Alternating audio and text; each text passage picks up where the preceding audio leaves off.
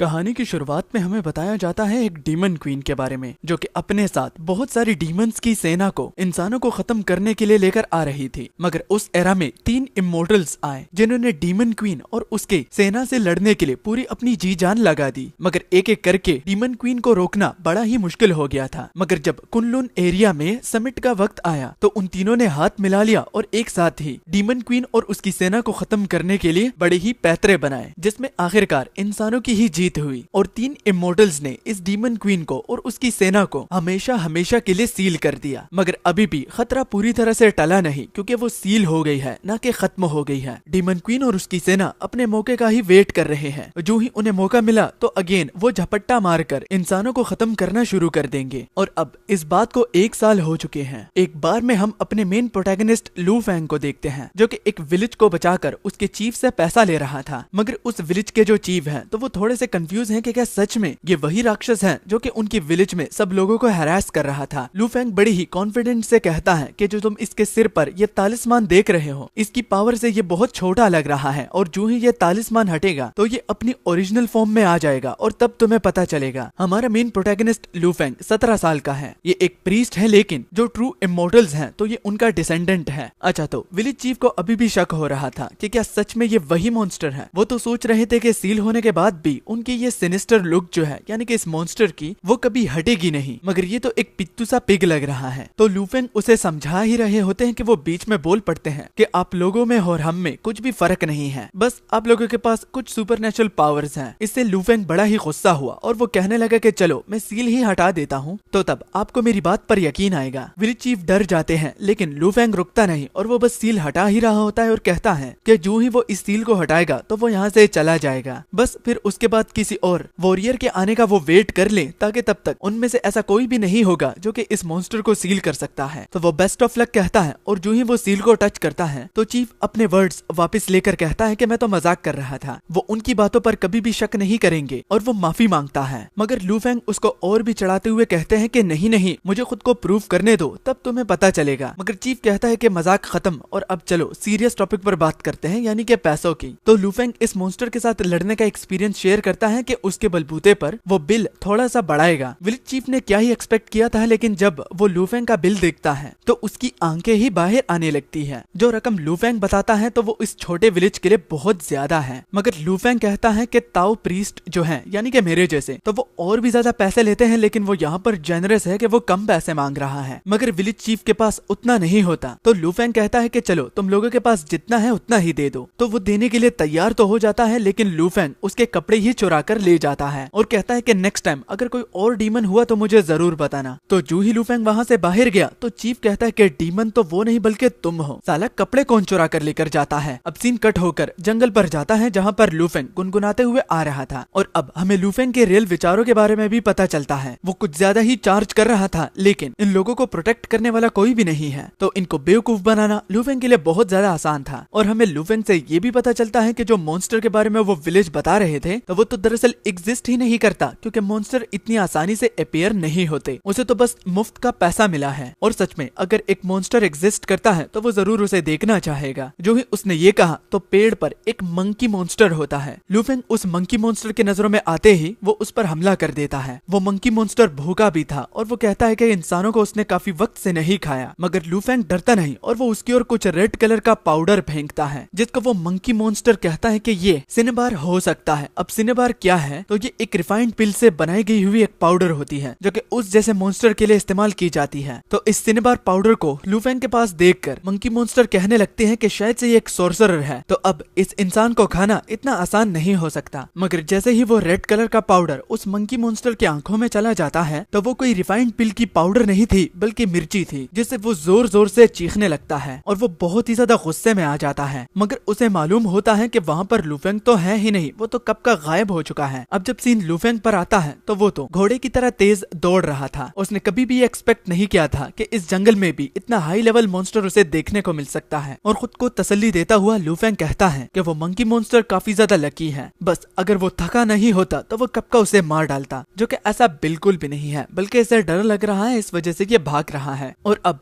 कहानी का नरेटर हमें बताता है कि ट्रू इमोर्टल्स के जो डिसेंडेंट हैं इस एरा में वो बहुत ही ज्यादा लफंगे बन चुके हैं। इन 100 सालों में ट्रू इमोर्टल्स के जो भी डिसेंडेंट हैं उनको घंटा भी अपने रोल की समझ नहीं, और यही हमारा लू फेंग ये भी उन्हीं में से एक बहुत बड़ा लफंगा है। और अब लू फेंग हमें अपनी जिंदगी के बारे में कुछ दास्तान सुनाता है कि वो है तो ट्रू इमोर्टल्स का एक ग्रैंडसन, लेकिन किसी कारण की वजह से उसकी इमोर्टल जो कि स्पिरिचुअल पावर है वो यूज नहीं कर सकता, मगर फिर भी अपने टाइटल का इस्तेमाल करके वो यहाँ वहाँ कुछ छोटा मोटा काम करके सरवाइव करने की कोशिश करता है। और इस एरा में तो जहाँ इतने पावरफुल सोर्सरर्स हैं उनमें उससे कोई मदद लेगा तो उसका भी हल लू फेंग ने ढूंढ लिया है, जो कि है सब्जियां बेचना या फिर हर एक टाइप का इंग्रेडिएंट बेचना। ये कहते हुए लू फेंग के पेट में चूहे भी दौड़ रहे होते हैं। वो एक कहावत भी सुनाता है, जब तक एक इंसान का फायदा तुमसे हो रहा होता है तो वो भागते हुए और दौड़ते हुए तुम लोगों के पास आएंगे, लेकिन जब मतलब पूरा हो जाता है तो तुम उसके लिए एग्जिस्ट ही नहीं करते। ये कहते हुए हम एक छोटी बच्ची को भी देखते हैं जो कि उसके ठेले के पास आकर खड़ी हो जाती है। हमारा लू फेंग उससे भी पैसे मांगने लगता है, मगर वो पैसों के बजाय अपना फूड ऑफर करती है, जो कि देखकर लू फेंग की लास्ट लाइन हमें बताई जाती है कि चाहे कुछ भी हो जाए लेकिन वो अपने एंसेस्टर की जो ग्लोरी थी वो भी तकरीबन 100 साल पहले,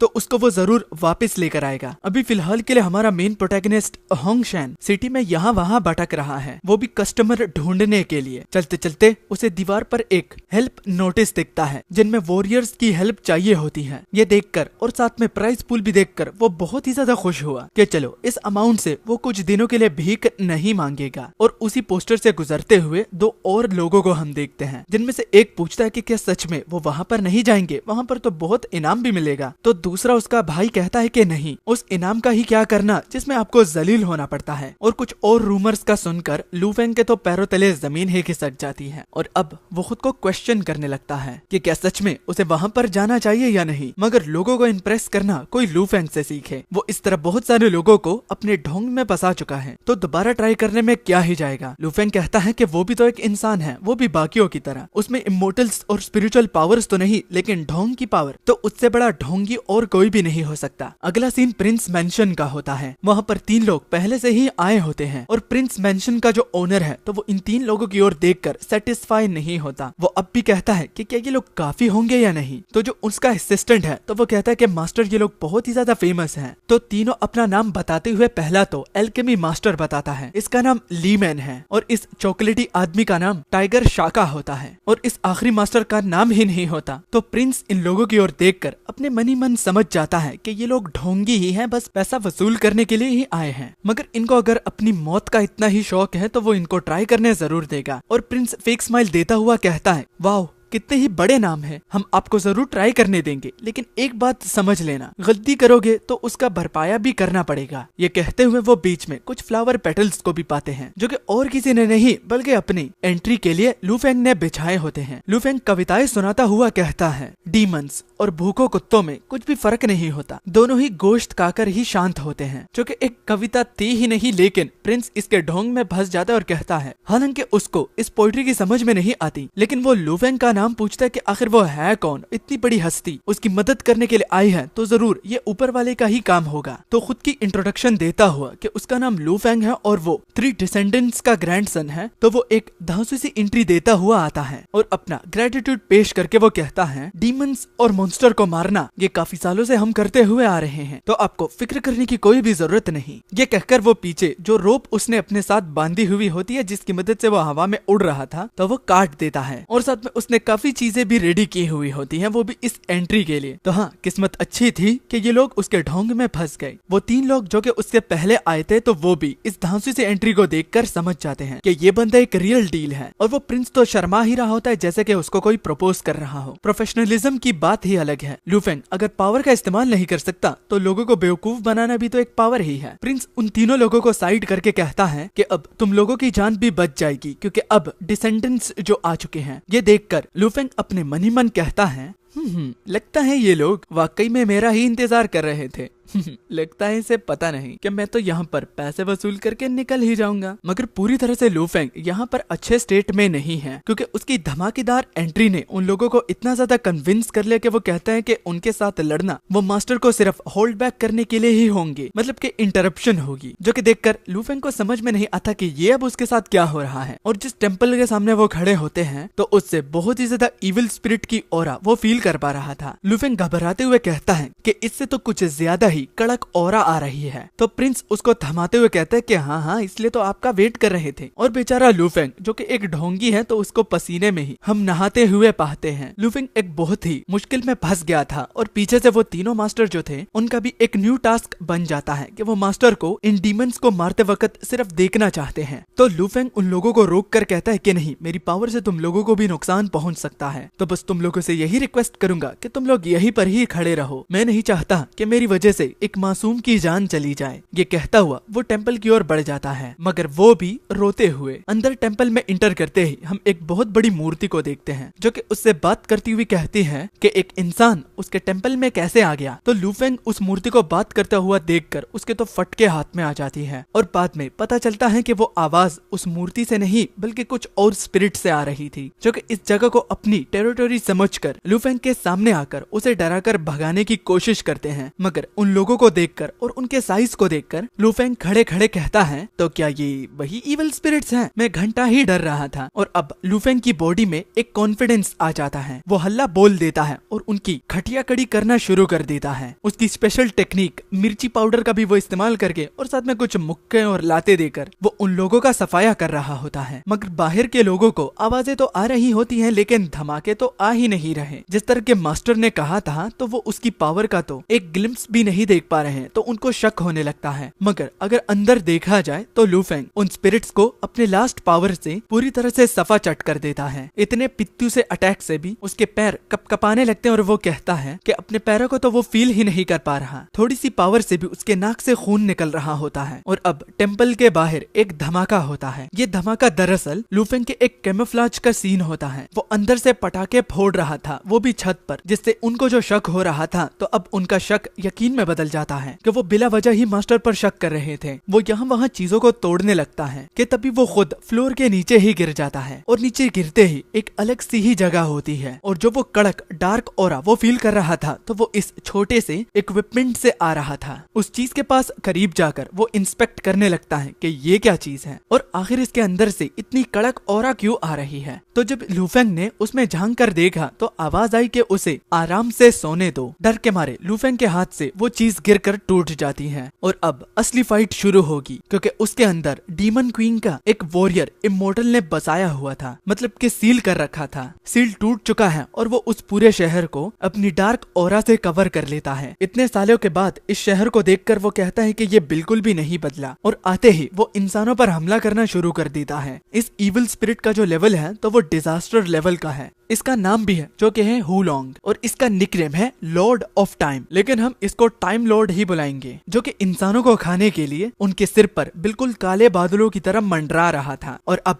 क्या होगा, लू फेंग क्या करेगा? तो उससे पहले वीडियो को लाइक कर देना और चैनल पर नए हो तो सब्सक्राइब भी कर देना। ये सीरीज बहुत ही ज्यादा मजेदार है। टाइम लॉर्ड के आते ही सभी इंसान यहाँ वहाँ भागने लगते हैं, वो भी डर के मारे, जो कि देखकर टाइम लॉर्ड कहने लगा कि उसने तो अब तक कुछ किया ही नहीं है। तो वो मुंह से एक शॉकवेव फेंकता है जिससे दीवारें क्रैक हो जाती हैं और कुछ इंसान मर भी जाते हैं। और अब वो थोड़ा सा सुकून में होता है कि चलो मैंने कुछ करा तभी ये लोग डर रहे हैं, वरना ये लोग तो खुद ही डर रहे थे। जब सीन लू फेंग पर आया तो वेदर को चेंज होता हुआ देखकर वो समझ गए कि ये एक डिजास्टर लेवल मॉन्स्टर है। वो वहाँ पतली गली से निकलना चाहता था ताकि इसको कोई नोटिस नहीं कर पाए और न ही ये रिक्वेस्ट करे कि इस हुलोंग से अब लड़ने का वक्त आ चुका है। तो वो जो तीन मास्टर थे, अब मास्टर है भी या नहीं या फिर इसी की तरह ही ढोंग कर रहे थे, तो वो लू फेंग को देखकर कहते हैं कि मास्टर हम आपका ही वेट कर रहे थे, आप कहाँ चले गए? हमें फिक्र हो रही थी कि अब हमारी जान कौन बचाएगा। तो जैसे वो नहीं चाहता था तो बिल्कुल वैसे ही हो रहा है। ना चाहते हुए भी लू फेंग पूछता है कि वो कैसे हैं और अब उनकी हालत कैसी है, उनको चोट तो ज्यादा नहीं लगी ना? तो उनमें से वो एक मास्टर जिसका नाम ही नहीं है, तो वो कहता है कि वो तीनों बिल्कुल ठीक ठाक हैं, बस वो ये जानना चाहते हैं कि अंदर क्या हुआ और ये इविल स्पिरिट अंदर से कैसे आया। तो मामला बहुत ज्यादा कॉम्प्लिकेटेड होता है, लेकिन वो उसे बड़ा चढ़ाकर कहता है कि वो सोर्स ढूंढ रहा था कि ये मॉन्स्टर इसी जगह पर ही क्यों आते हैं, जो कि वो सोर्स तो ढूंढ लिया था, लेकिन जब इस मॉन्स्टर को सील करने का वक्त आया तो उसकी वो चीज ही टूट गई जिसमें इसको सील करना था, और अब उसकी गलती की वजह से ये मॉन्स्टर बाहर आ चुका है। तो वो अपनी तरफ से माफी भी मांगता है, मगर इन लोगों को डर नहीं लग रहा था क्योंकि वो कहते हैं कि लू फेंग उनके अभी भी साथ है। लू फेंग अगर थोड़ा बहुत थक चुका हो, लेकिन इन तीनों की मदद के साथ वो कुछ न कुछ तो कर ही लेंगे। तो वो फाइट करने के लिए लू फेंग को इंसिस्ट करते हैं कि वो उनके साथ फाइट करने के लिए आ जाएं। इन तीनों को इतना पुरजोश देखकर कि ये मरने के लिए भी तैयार हैं, तो लू फेंग कहता है कि इन लोगों की जान वैसे ही चली जाएगी, इन लोगों को पता नहीं कि मैं एक ढोंगी हूँ, तो पहले इनको शांत करते हैं ताकि इनकी जानें बच जाएं। लू फेंग कहता है कि वो इनकी बातों को समझ सकता है, लेकिन ये सही वक्त नहीं। तो वो पूछने लगे कि अगर ये वक्त नहीं तो फिर उन लोगों को क्या करना चाहिए। तो विदाउट इमोशन एक फेस बनाता हुआ लू फेंग कहता है कि भागो यहाँ से, जो कि सुनकर वो लोग बहुत ही ज्यादा हैरान हो जाते हैं कि ये तो एक सोर्सरर की रिस्पॉन्सिबिलिटी होती है कि जब भी एक इविल स्पिरिट आता है तो इन लोगों को नो मैटर कुछ भी हो लेकिन फाइट करना ही होगा। ये नहीं देखना चाहिए कि क्या इन इविल स्पिरिट को वो हरा सकते हैं या नहीं, बल्कि हमला करना चाहिए। इस वजह से तो उन लोगों को सोर्सरर्स यानी कि हीरोज बुलाया जाता है। तो लू फेंग उन लोगों को दोबारा से एक स्पीच सुनाता हुआ कहता है कि हीरो का मतलब ये नहीं कि एक बेवकूफ की तरह इविल स्पिरिट पर हमला करो जो कि साइज में भी तुमसे बड़ा हो और तुम्हें पता चल चुका हो कि इसको हराना मुश्किल है, बल्कि एक हीरो का मतलब ये होता है कि अगर वो खुद कुछ नहीं कर सकता तो थोड़ी देर के लिए वो अपने आसपास लोगों के बारे में सोचे कि उनका क्या होगा। क्योंकि लू फेंग के हिसाब से ये बैटलफील्ड जो है ये एक शहर है, शहर के अंदर अभी भी मासूम लोग हैं, तो टॉप प्रायोरिटी यही है कि इन मासूम लोगों की जान बचाई जाए जब तक लू फेंग इस इविल स्पिरिट को सबड्यू नहीं कर लेता। लू फेंग ये भी कहता है कि सबड्यू करना भी मुश्किल होगा क्योंकि उसको काफी सालों से एक बीमारी है। लू फेंग झूठ तो कहता है, लेकिन ये जो लोगों को बचाना है तो इसमें वो कुछ भी कॉम्प्रोमाइज नहीं कर रहा होता। और आखिर में कूल से अंदाज से जब वो उस चॉकलेटी आदमी यानी कि टाइगर शाका के साइड से गुजरता है तो वो कहता है, अगर तुम इस मॉन्स्टर को रोक नहीं सकते तो फोर्स मत करो और भागो, बस लोगों की जानें बच जाएं। यही अब इस मोमेंट में टॉप प्रायोरिटी होनी चाहिए। जबकि अगले सीन में हमने देखा कि टाइम लॉर्ड अपने खाने का इंतजार कर रहा था और खाने से उसका मतलब इंसान ही थे। कुछ लोग उसके करीब आते हैं, जिसे देखकर टाइम लॉर्ड कहता है कि चलो खाना तो आ गया, मगर जब सीन उस बचे कुछ लोगों की ओर लेकर जाया जाता है तो वो डिफेंस लाइन को इस तरह एक ही इंस्टेंट में टूटता हुआ देखकर वो बहुत ज्यादा घबरा जाते हैं। और जिस तरह के ये डिफेंस लाइन इंस्टेंट में टूट गई तो उनकी सर्वाइवल इंस्टिंक्ट भी इसी तरह ही टूट जाती है, क्योंकि जो वो डिफेंस लाइन की बात कर रहे हैं तो वो कुछ आम डिफेंस लाइन नहीं थी, सारे के सारे एलीट सोल्जर वहां पर ही थे। तो अगर वो कुछ नहीं कर पाए तो ये लोग क्या कर सकते हैं। मगर उनमें से एक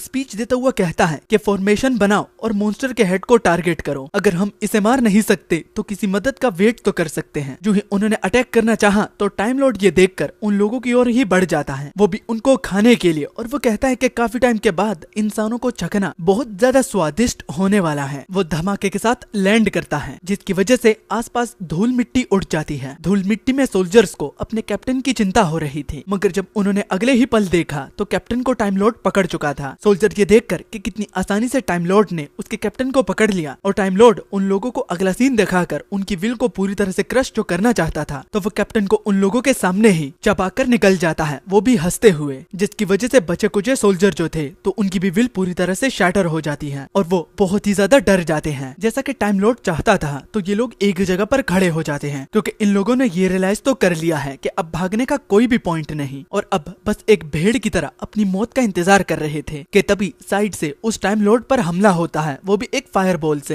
हिट होकर टाइम लॉर्ड बड़ा ही गुस्सा हो जाता है, जो कि और किसी ने नहीं बल्कि टाइगर शाका और ली मैन ने ही किया था। वो दोनों वहाँ पर आकर बचे कुछ सोल्जर से कहते हैं कि भागने का वक्त है तो यहाँ से भाग जाओ, जो कि देखकर टाइम लॉर्ड कहता है कि हर एक एरा में इस तरह हीरो तो होता है लेकिन आखिर में वो मारा जाता है। मगर टाइगर शाका उसकी ब्रूटैलिटी को देखकर कहता है कि जैसे कि तुमने इस इंसानों को मारा है तो उससे बदतर मौत अब मैं तुम्हें दिलाऊंगा। ये कहता हुआ वो जो बचे कुछ सोल्जर थे तो उन दोनों के बाद वो वहाँ से भाग निकलते हैं, लेकिन अब टाइगर शाका अपनी स्पेशल एबिलिटी और जो ली मैन एल्केमी मास्टर हैं तो वो भी अपनी स्पेशल एबिलिटी से एक बहुत बड़ा फॉर्मेशन अटैक बनाता है, जो कि सीधा उस मॉन्स्टर पर हेड ऑन जा रहा होता है। मगर टाइम लॉर्ड ये देखकर कि जूनियर्स हमला करने वाले हैं तो वो भी मनोरंजन के लिए उनके साथ सही ढंग से लड़ेगा, तो उन दोनों के स्पेशल अटैक्स को वो ऐसे रोकता है जैसे कि संडे के दिन मैगी पकाना हो। और अब टाइम लॉर्ड उनको अपनी रियल ट्रिक्स दिखाता है, मगर उससे पहले टाइम लॉर्ड उससे कहता है कि आज की जनरेशन और पिछली जनरेशन जनरेशन में आसमान और जमीन का फर्क है। मैं ये दिखाना तो नहीं चाहता, लेकिन चलो तुम न्यू जनरेशन को अपनी ताकत का एक छोटा सा जलवा दिखाता हूँ। वो छुटकी मारकर जो उन दोनों के आसपास का बैरियर होता है उसमें टाइम को वो स्लो डाउन कर देता है, जिससे उनकी बॉडी स्लगिश हो जाती है। टाइगर शाका और लीमैन को ये समझने में देर नहीं लगती कि ये टाइम को कंट्रोल कर सकता है। उनके जानने के बाद वो उल्टे पैर भागने लगते हैं, क्योंकि इसी वजह से तो उनका अटैक पहुंचा ही नहीं और उस तक टच करने से पहले ही वो फट गया। मगर टाइम लॉर्ड उनको पकड़ता हुआ कहता है कि तुम लोग भाग नहीं सकते, मेरी पावर है टाइम को कंट्रोल करना, और जैसे ही तुम मेरे बैरियर में आते हो तो तुम्हारा बच निकलना मुश्किल हो जाता है, और वो बैरियर मेरे आते ही डेवलप हो चुका था, तो तुम भूल ही जाओ कि तुम मेरे चंगुल से भाग सकते हो। सबसे पहले वो टाइगर शाका को पकड़ता है और पकड़ते ही लीमैन के सामने उसको कुचल देता है। खून की चींटे लीमैन के चेहरे पर सीधा गिरती हैं, जिससे वो बहुत ही ज्यादा उदास हो जाता है, और उसकी उदासी को देखकर टाइम लॉर्ड बड़े ही जोर जोर से हंसने लगता है और कहता है, तुम लोगों ने क्या समझा था कि तुम दोनों मिलकर एक टाइम लॉर्ड को हराओगे जिसको आज की जनरेशन टच ही नहीं कर सकती, तो तुम लोगों से बड़ा बेवकूफ और कोई भी नहीं। जिसके बाद अगला सीन लू फेंग पर आता है, जो कि इस सिचुएशन को देखकर, जो कि 1 घंटे के अंदर अंदर हुआ है, तो उस नजारे को देखकर वो खुद को कोसने लगता है कि आखिर उसने उस पॉट को टच ही क्यों करा। जिसके बाद नेमलेस मास्टर आता है और कहता है कि वेस्ट गेट पर वो चेकआउट करने जा रहा है, तो वो ईस्ट कोर्ट पर जाकर देखे, क्योंकि वहाँ पर कुछ लोग अभी भी हो सकते हैं। लू फेंग टाइम को वेस्ट करे बिना उसकी ओर भागने लगता है। भागते भागते वो छोटी बच्ची का हाथ देखता है, जो कि मदद के लिए पुकार रही थी। अगर तुम लोगों ने इस छोटी बच्ची को रिकॉग्नाइज नहीं किया तो ये वही है जिसने लू फेंग को अपना फूड ऑफर किया था, वो भी उस तालिस्मान के बदले। लू फेंग उस बच्ची के पेरेंट्स के बारे में जब पूछता है तो वो कहती है कि जब वो बाहर भाग रही थी तो उसका घर सेकंड्स में ही कोलैप्स हो गया। जब लू फेंग अंदर चेक करने के लिए जाता है तो उसके माता पिता की बॉडीज जमीन पर पड़ी हुई थी, जिसे देखकर उसके पैरों तले जमीन खिसक गई कि अब वो उस बच्ची को क्या जवाब देगा। तो उस छोटी बच्ची के पास दोबारा वापस आकर जब वो पूछती है कि उसके पेरेंट्स कहाँ पर हैं, तो उसके मुंह से अल्फाज ही नहीं निकल रहे थे, तो उससे झूठ बोलकर वो कहता है कि वो अंदर नहीं थे, उन्होंने शायद से उसको सर्च करना शुरू कर दिया होगा, इसलिए वो घर पर नहीं थे। जिससे वो बच्ची खुश हो जाती है। वो छोटी बच्ची लू फेंग से थैंक यू कहती है कि वो उसे वहाँ पर आकर बचाने के लिए आया। अगर वो इस तरह नहीं करता तो वो अपने पेरेंट्स को कभी भी नहीं देख पाती। मगर लू फेंग कहता है कि जो तालिस्मान उसने उसे दिया था शायद उसने काम ही नहीं करा। तो वो लड़की छोटी तो है, लेकिन उसकी बातों को देखना। वो कहने लगी कि यह झूठ है, उसने काम करा, क्योंकि अगर वो काम ना करता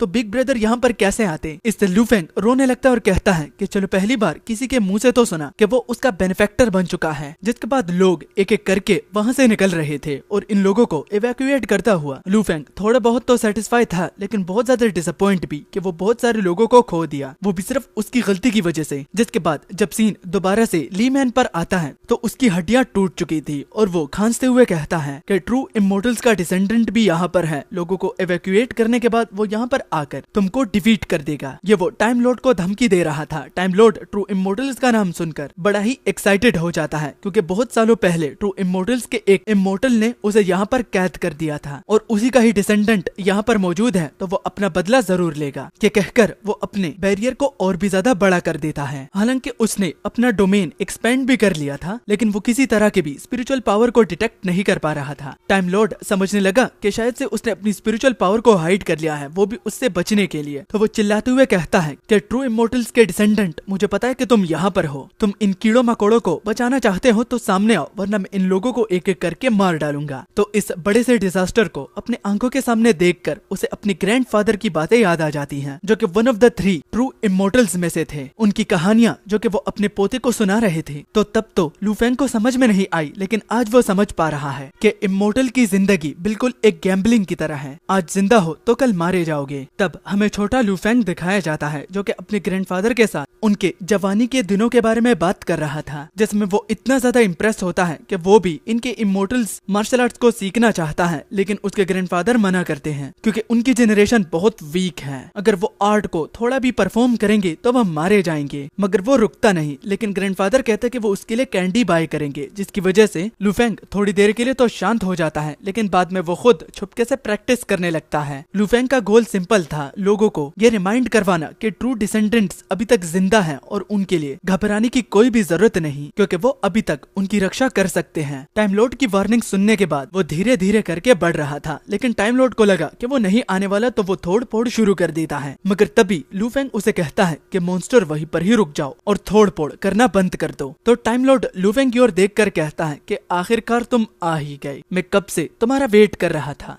मगर जब हमें उस डिसेंडेंट को दिखाया जाता है तो वो लू फेंग नहीं था, बल्कि नेमलेस मास्टर था, जिसको वो टाइम लॉर्ड गलती से डिसेंडेंट समझ लेता है और कहता है कि तुम लोगों की पावर भी हम लोगों की तरफ वीक हो चुकी है। तो नेमलेस मास्टर कहता है, माफ करना, तुमको गलतफहमी हो चुकी है। मेरा इतना हाई स्टेटस होता तो मैं यहाँ पर तुमको कब का खत्म कर चुका होता। मैं तो बस यहाँ पर तुमसे उस लोगों का बदला लेने के लिए आया हूँ जिनको तुमने बड़ी ही ब्रूटल तरीके से मार डाला। ये कहता हुआ नेमलेस मास्टर की हम पावर को भी देखते हैं, जो कि वो विच क्राफ्टिंग करता है। उससे कुछ बनाए हुए पपेट्स वो उस टाइम लॉर्ड की ओर भेज देता है, जो कि धीरे धीरे करके उसकी ही फॉर्म में आ रहे होते हैं और वो इसको गू ट्रांसफॉर्मेशन का नाम देता है। टाइम लॉर्ड नेमलेस मास्टर की ओर देखकर कहता है कि अगर तुम वो बंदे नहीं हो तो तुमने मेरा बहुत वक्त बिगाड़ा है। वक्त की बर्बादी मुझे पसंद नहीं है, क्योंकि मैं खुद वक्त को कंट्रोल करता हूँ, तो अहमियत मुझे पता है और अब तुम्हारे ही वक्त में मैं तुम्हें ही मार डालूंगा। अब इसके लिए तैयार हो जाओ। ये कहता हुआ टाइम पावर का इस्तेमाल करके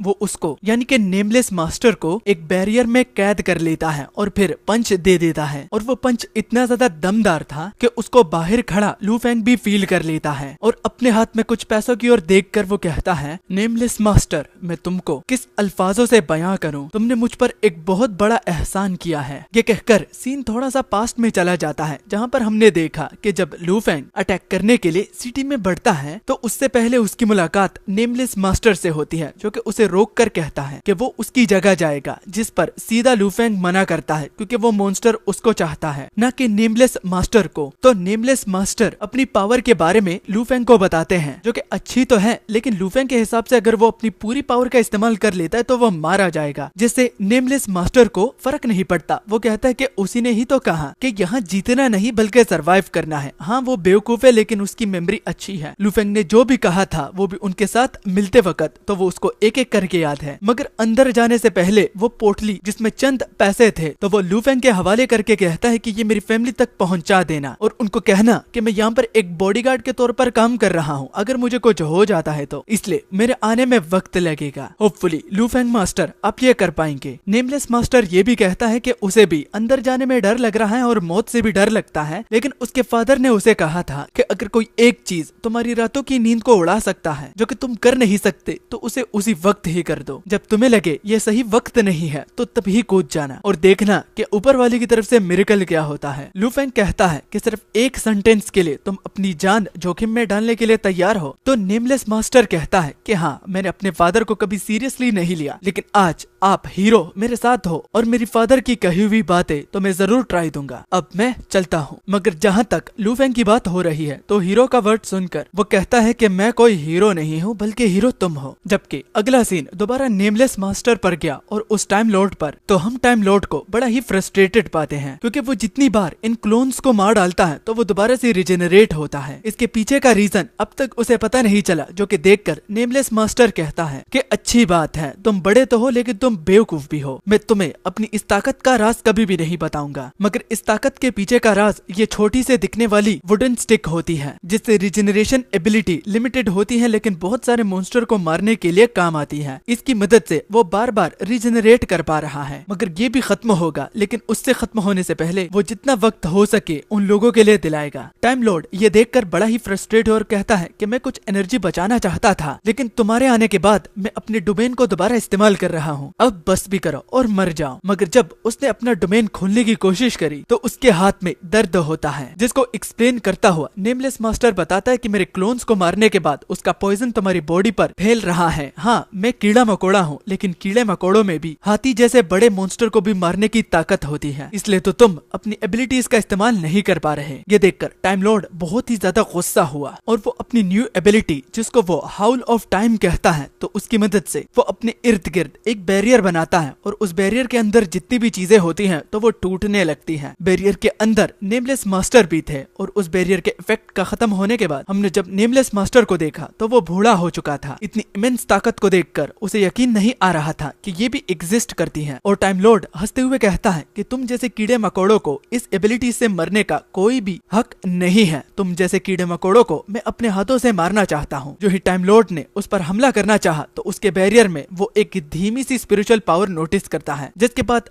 थंडर थालिस्मान उसकी बॉडी के साथ चिपक कर ब्लास्ट करते हैं, जिससे वो दूर गिर जाता है और नेमलेस मास्टर थोड़े वक्त के लिए बच जाता है। टाइम लॉर्ड इस तालिस्मान के धमाके के बाद सोचने लगा कि इसके यूजर की तो हालत ऐसी थी कि उसका अटैक करना तो मुश्किल होगा, तो आखिर ये अटैक किसने किया। तो वहाँ पर ली मैन के अलावा लू फेंग भी वहाँ पर आ चुका था, जो कि टाइम लॉर्ड से कहता है कि आखिर जिस डिसेंडेंट को तुम देखना चाहते थे तो वो तुम्हारे सामने ही है। वो स्टाइल में खुद को इंट्रोड्यूस करता है, मगर उसकी ऑरा को खराब करने के लिए ली मैन कहता है कि मास्टर तालिस्मान को ज्यादा इस्तेमाल मत करिए, तो उसका पूरा का पूरा ऑरा ही माइनस में चला जाता है। टाइम लॉर्ड डिसेंडेंट को अपनी आंखों के सामने देखकर बड़ा ही एक्साइटेड हुआ, और जहाँ तक नेमलेस मास्टर की बात हो रही है तो लू फेंग को अपने आंखों के सामने देखकर वो पूछने लगता है कि आखिर वो यहाँ पर क्या कर रहे हैं। तो लू फेंग कहता है कि मैंने तुमसे कहा था ना कि सिटीजन्स को एवैक्यूएट करने के बाद वो इस मॉन्स्टर से लड़ने के लिए आएगा, मगर वो कहने लगते हैं कि इसकी पावर बहुत ही ज्यादा है, तो जरा संभल कर। तो लू फेंग कहता है कि मेरी भी काफी ज्यादा कमाल की है, मगर इससे पहले वो पूछता है कि आखिर वो इतना भोला क्यों लग रहा है। तो नेमलेस मास्टर कहता है कि इसकी पावर कुछ ऐसे ही है, तो जरा संभल के। और अब लू फेंग वो उन दोनों को वहाँ से भागने का कहता है, लेकिन उसकी ये हेल्प देने के बाद उन दोनों को ऐसा लगता है, यानी कि नेमलेस को और लीमैन को, कि उन दोनों से ज्यादा लू फेंग खुद ही भागना चाहता है, जो कि सच भी है। एक्टिंग का तो वो बादशाह है, उसको डर तो लग रहा है लेकिन वो इसको दिखाना ही नहीं चाहता। इसके बाद टाइम लॉर्ड डिसेंडेंट को अपने आंखों के सामने देखकर और उसकी बॉडी से जरा सी भी स्पिरिचुअल पावर ना फील करने के बाद वो कंफ्यूज हो जाता है, क्योंकि उसके हिसाब से जब बच्चा भी पैदा होता है तो ग्लिम्स ऑफ स्पिरिचुअल पावर तो उसमें जरूर होती है। तो गलत फहमी में आकर वो कहता है कि शायद ये इतना ही एक्सपीरियंसफुल है जिससे इसने अपनी स्पिरिचुअल पावर को बिल्कुल ना के बराबर कर दी है, मगर वो प्रिकॉशन के तौर पर जस्ट उस पर हमला करेगा और उसके फाइटिंग स्टाइल को जानेगा। मगर इससे पहले टाइम लॉर्ड उसके करीब आता तो वो चैंटिंग पढ़ना शुरू कर देता है। जो एक टेक्निक उसे आती है तो वो उसको पढ़ना शुरू करता है, और जब उसने जोर से चिल्लाते हुए चैंटिंग को पढ़ लिया और स्पेल को कास्ट कर लिया तो टाइम लॉर्ड तो डर के मारे बिल्कुल लड़कियों की तरह चीखने लगा। मगर रिजल्ट में तो कुछ हुआ ही नहीं, जो कि देख उसे इतना ज्यादा गुस्सा आया कि मैं आप लोगों को क्या बताऊं। वो कहने लगा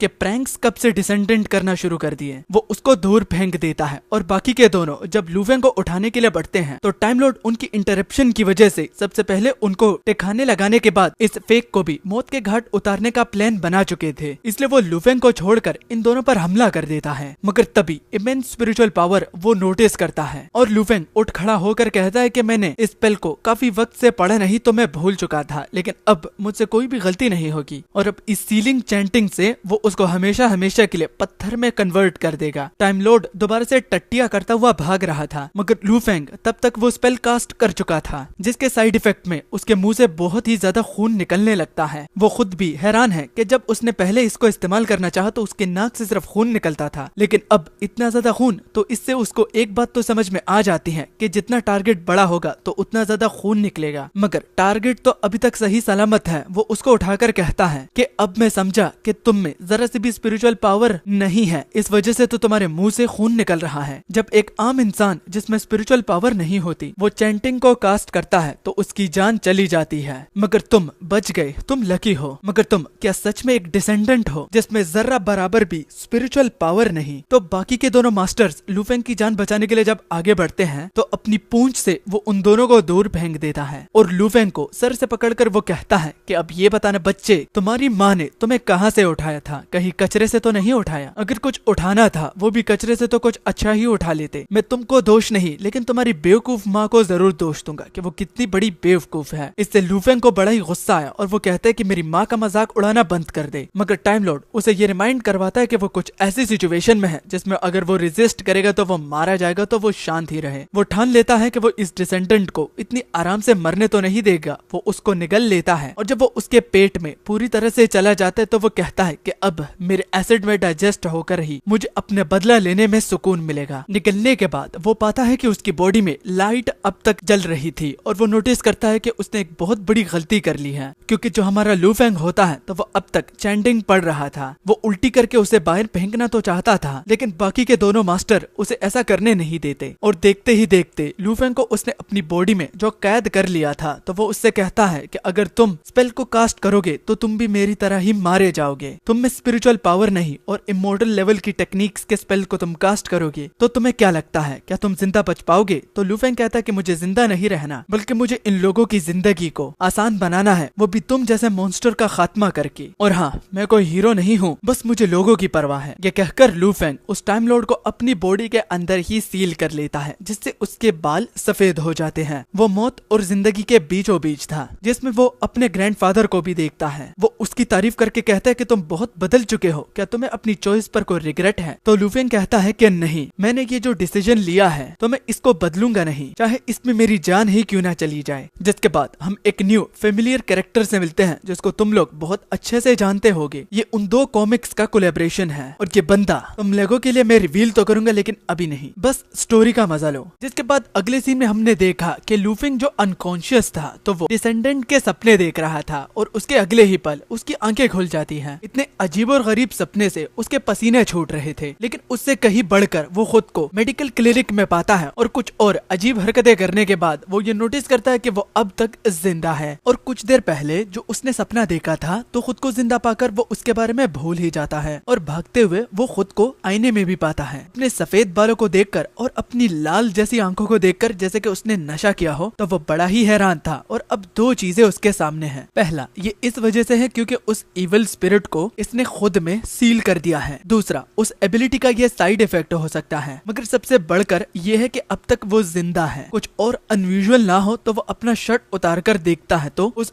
भोड़े आदमी यानी कि टाइम लॉर्ड का चेहरा उसके शोल्डर पर होता है। यानी कि ये पूरा का पूरा चेंज ही उस टाइम लॉर्ड को अपने अंदर ही सील करने के बाद हुआ है। खुद को इतने अनयूजुअल स्टेट में देखकर अब वो चिल्लाने लगा, क्योंकि उस टाइम लॉर्ड का चेहरा ठीक उसके शोल्डर पर था। वो उस टाइम लॉर्ड को बड़ा कीड़ा बुलाता है जो कि उसके शोल्डर पर अब है। कि तभी लू फेंग की आवाजों को सुनकर कुछ लोग डायरेक्ट अंदर आते हैं, वो भी लू फेंग पर नजर रखने के लिए। लू फेंग ने जब पूछा कि वो लोग कौन है तो लू फेंग को उठ खड़ा देखकर वो बहुत ही ज्यादा एक्साइटेड हुए और वो कहने लगे अगर उनको कुछ और चीजें चाहिए तो वो जस्ट ऑर्डर करें तो वो सब का सब ले आएंगे। और वो लू फेंग को द ग्रेट मास्टर भी बुला रहे थे। लू फेंग का पहला ऑर्डर ये होता है कि वो उन लोगों को अपने कमरे के बाहर देखना चाहता है, मतलब कि अभी के लिए वो आराम करना चाहता है और नहाना चाहता है। तो वो लोग, जैसा कि उन लोगों ने कहा कि मास्टर को जो चाहिए वो करेंगे, तो वो बिल्कुल वैसा ही करते हैं। जब वो नहाता है और रेस्ट करता है तो अब उसके बाहर जाने का वक्त आ चुका है। बाहर जाने से पहले एक बंदा कहता है कि वो थोड़ी देर और क्यों नहीं रुक जाता, और वो वहाँ के डॉक्टर से जस्ट एक सवाल करता है कि क्या उसकी बॉडी ठीक तो है। तो वो डॉक्टर जिसने उसका चेकअप किया था तो वो कहता है हाँ, बस तुम्हारे बाल ग्रे हैं, तुम्हारी किडनी फेल है, दिल किसी भी वक्त रुक सकता है, इसके अलावा बाकी सब कुछ ठीक है। भाई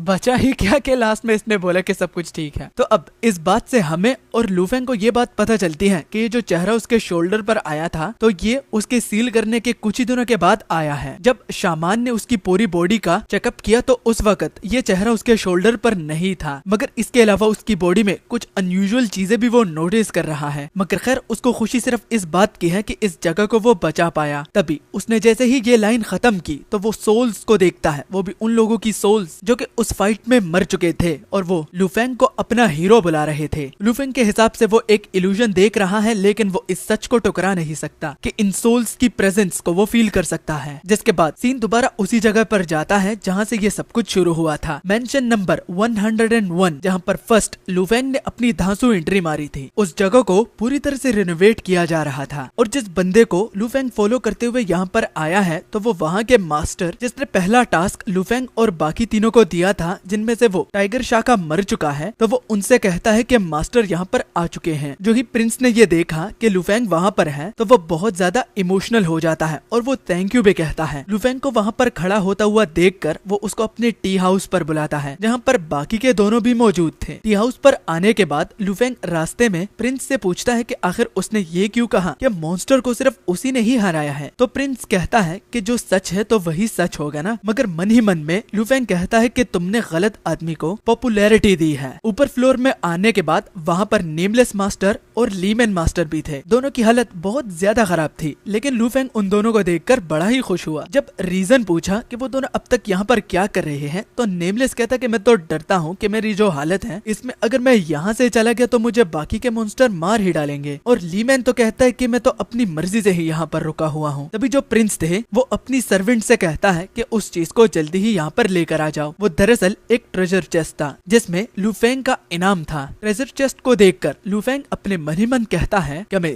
इस चीज को एक्सेप्ट कर सकता हूँ, क्योंकि ये जो डिजास्टर हुआ तो ये भी तो मेरी ही गलती थी, तो अगर इसको मैंने एक्सेप्ट करा तो क्या मैं खुद को इंसान बुला पाऊंगा। मगर जैसे ही ट्रेजर चेस्ट खुला तो उसमें सोने के बिस्किट्स को देखकर वो पिघलने ही वाला था कि वो उस चीज को बंद कर देता है और वो वहाँ के प्रिंस से कहता है कि नहीं, वो इस चीज को एक्सेप्ट नहीं कर सकता। लेकिन प्रिंस इंसिस्ट करता है कि मास्टर ने शहर को बचाया है और उनके लोगों को भी, तो प्लीज ये एक्सेप्ट कर लीजिए। दरअसल उसको इंसिस्ट करने की जरूरत भी नहीं थी, बल्कि लुफेंग उसे पहले से ही एक्सेप्ट करने वाला था, जस्ट वो एक्टिंग करना चाहता था। तो अब वो आखिर में कहता है कि ठीक है, आप इंसिस्ट करते हो तो मैं इसे एक्सेप्ट कर लेता हूँ। और वो झूठ में ये बोलकर कि वो जस्ट इसे लोगों की भलाई के लिए ही इस्तेमाल करेगा, यानी कि चैरिटी में इस्तेमाल करेगा, तो उसको ये एक्सेप्ट कर ही लेना चाहिए। लालच उस पर हावी हो रही थी और उसकी पुरानी आदतें वापस आ रही थी। वो भूल चुका था कि ये सारा का सारा उसकी वजह से ही हुआ है और इस सोने के बिस्किट के बदले कितनी लोगों ने अपनी जानें गंवाई हैं। तो इसके बारे में वो कम्प्लीटली भूल ही चुका था कि तभी पीछे से नेमलेस और लीमैन टाइगर शाका के बारे में बात करने लगते हैं कि वो अगर यहाँ पर होता तो कितना अच्छा होता। असाइड फ्रॉम दैट वो ये भी कहते हैं कि क्या उसकी कोई फैमिली होगी तो वो डोनेट भी करना चाहते हैं। उन दोनों की बातों को देखकर लुफेंग दोबारा से अपनी सेंस में आ जाता है और वो कहता है कि इस सोने के बिस्किट के बदले कितनी लोगों ने अपनी जानें गंवाई हैं और मुझे देखो, मैं यहाँ पर इसे लालची आदमी की तरह और अपनी पुरानी खराब आदतों की वजह से एक्सेप्ट कर रहा हूँ। चाहे कुछ भी हो जाए, आज मैंने इन लोगों की जान बचाई, लेकिन जिन लोगों ने अपनी जानें गंवाई तो वो मुझे हमेशा हमेशा के लिए याद रहेंगी। हाँ, डिजास्टर खत्म हुआ, लेकिन पास्ट की मिस्टेक्स कभी भी नहीं भुला पाऊंगा। और अब इतना सब कुछ जानने के बाद लुफेंग उनको बस बताने ही वाला था कि ये जो डिजास्टर हुआ है, इन दोनों की जो वजह है और टाइगर शाका का मरना भी, टाउन का चकनाचूर होना भी और बहुत लोगों का मरना भी और अपनी फैमिली से सेपरेट होने का भी, वो सारा का सारा जो कि उसकी वजह से हुआ है वो एक्सेप्ट करने वाला था।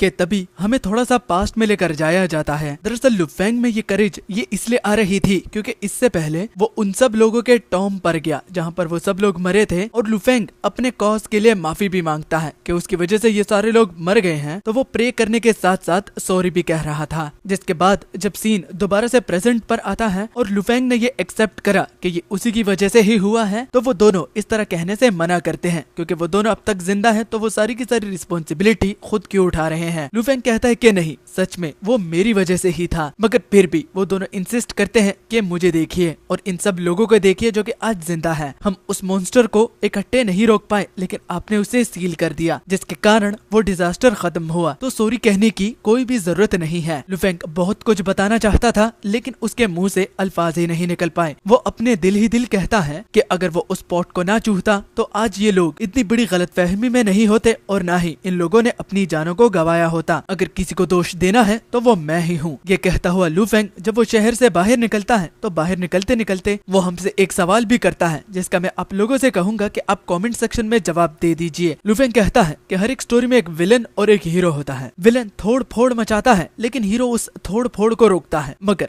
यहाँ पर तो विलन ही वो है और हीरो भी वो है। तोड़ फोड़ भी उसने शुरू की और खत्म भी उसने करा, तो उसको क्या बुलाया जा सकता है? यही सवाल लुफेंग हमसे करता है। जिसके बाद अगले सीन में लुफेंग एक रेफ्यूजी एरिया में आता है जहाँ पर बहुत सारे लोग जो कि घायल थे उनको रखा गया था। आते ही वो नोटिस करता है कि इन लोगों को अलग क्यों रखा गया, जबकि उसमें एक भीड़ थी और उस भीड़ में कुछ लोग बहुत ज्यादा गुस्सा हो गए थे क्योंकि जो खाना सिटी की ओर से उन लोगों की ओर आ रहा था तो वो जस्ट बच्चों के लिए ही काफी था, तो वो लोग खाएंगे क्या और वो हील कैसे कर पाएंगे। तो वो बंदा जो कि खुराक लेकर आ रहा था वो उन लोगों से कहता है अगर बच्चों की ही इतनी चिंता हो रही है तो उनके लिए घास फूस ही कहीं से ही उठाकर खिला दो। शुक्र मनाओ कि हम लोग तुम्हें इतना ज्यादा खाना दे रहे हैं, वरना तो डिजास्टर्स में सिर्फ तुम नहीं बल्कि हम लोग भी टारगेट हुए हैं। मगर चीखें रुक नहीं रही थी और वो लोग खुराक मांगने की एहतजाज कर रहे थे। ना चाहते हुए भी यहाँ पर लुफेंग अगर वाकई में एक हीरो होता तो वो इनके लिए कुछ कर पाता, लेकिन वो खुद को हीरो ही नहीं समझ रहा तो वो उसको इग्नोर कर देता है। लेकिन उसी पीछे कुछ बच्चे खेल रहे थे। उसी बच्चों में से एक लड़की जिसको वो रिकॉग्नाइज करता है तो उसे देखकर वो लड़की भी रुक जाती है और दूर कहीं पहाड़ी पर बैठकर वो अब दोनों बातें करने लगते हैं, जिसमें लुफेंग अपनी तरफ से माफी मांगता है कि वो उस वक्त बता नहीं पाया कि उसकी फैमिली मर गई थी। तो वो छोटी बच्ची दिखने में तो छोटी है, लेकिन उसकी बातों का अब देखना। वो कहने लगी कि मैंने उस वक्त आपको बहुत ही ज्यादा दोष दिया, लेकिन बाद में ये सोचकर कि आज अगर वो जिंदा है और ये लोग जिंदा हैं, तो ये बिग ब्रदर लुफेंग की वजह से ही है। लुफेंग उनके लिए एक हीरो और एक बेनिफैक्टर है, लेकिन लुफेंग कहता है कि नहीं, ये वर्ड मत कहना। वो रोता हुआ कहता है कि मैं एक छोटा सा रबिश किड हूँ, वो भी इस वजह से क्योंकि मैं जस्ट पैसे चाहता हूँ और फेमस होना चाहता हूँ। मैं ये भी चाहता हूँ कि लोग मुझे सीरियसली लें। इसी वजह से आज ये जो लोग मरे हैं तो उनकी सबसे बड़ी वजह मैं हूँ। अगर मैं यहाँ पर नहीं आता तो किसी को भी अपनी जान खोनी नहीं पड़ती। अगर देखा जाए तो ना ही मैं कोई बेनिफैक्टर हूँ, ना ही मैं कोई हीरो हूँ। मुझसे एक बड़ा लूजर और कोई भी नहीं हो सकता। मुझसे बहुत बड़ा झूठा और कोई भी नहीं हो सकता। मुझसे बहुत बड़ा ढोंगी और कोई भी नहीं हो सकता। और लुफेंग ये कहता हुआ बहुत ही जोर जोर से रो रहा था, वो भी एक छोटी बच्ची के सामने। मगर वो छोटी बच्ची एक सेंसेबल पर्सन की तरह लुफेंग को कहती है कि नहीं, ऐसा बिल्कुल भी नहीं है। मुझे नहीं पता कि हीरो किसे कहते हैं, लेकिन उस वक्त आपने मुझे अबैंडन नहीं करा। बस मुझे इतना पता है कि हीरो का मतलब मुझे पता नहीं, लेकिन ये जरूर पता है कि आप उस वक्त मेरे बिग ब्रदर लुफेंग ही थे, जिसने मेरी जान बचाई। और मेरी मदर हमेशा मुझसे कहती थी कि डरो मत, अगर तुम छोटे हो या फिर बड़े हो तो मैं करेज होनी चाहिए। लुफेंग पीछे से अपने आंसू को पोंछता हुआ कहता है कि मुझे एक्सक्यूजेस मत दो, मैं बहुत बड़ा कायर हूँ। मगर वो लड़की रोते हुए कहती है कि मेरी मदर ने कहा था कि शर्माओ नहीं, अगर तुम छोटे हो या बड़े, बस इस बात को हमेशा के लिए याद रखो कि छोटा बड़ा नहीं बल्कि दिल बड़ा होना चाहिए। लोगों की मदद करने के लिए तुम्हारा शरीर छोटा बड़ा नहीं बल्कि तुम्हें करेज होनी चाहिए। ये कहती हुई वो छोटी बच्ची बड़ी ही जोर जोर से रोने लगती है, जो कि देखकर लुफेंग भी बड़ी ही जोर जोर से रोने लगता है। और वो उस बच्ची से कहता है कि ठीक है, अगर मैं छोटा भी खुद को मानता हूँ तो एक छोटा इंसान बनकर ही जीऊंगा, ये मेरा वादा है। जिसके लिए वो छोटी बच्ची लुफेंग का थैंक यू कहती है कि आपका बहुत बहुत शुक्रिया। मगर इस छोटी बच्ची की बातों को सुनकर लुफेंग अपने मन ही मन कहता है कि यहाँ पर ये मुझे अपना बेनिफैक्टर और हीरो बुला रही है। मगर दरअसल बात ऐसी है कि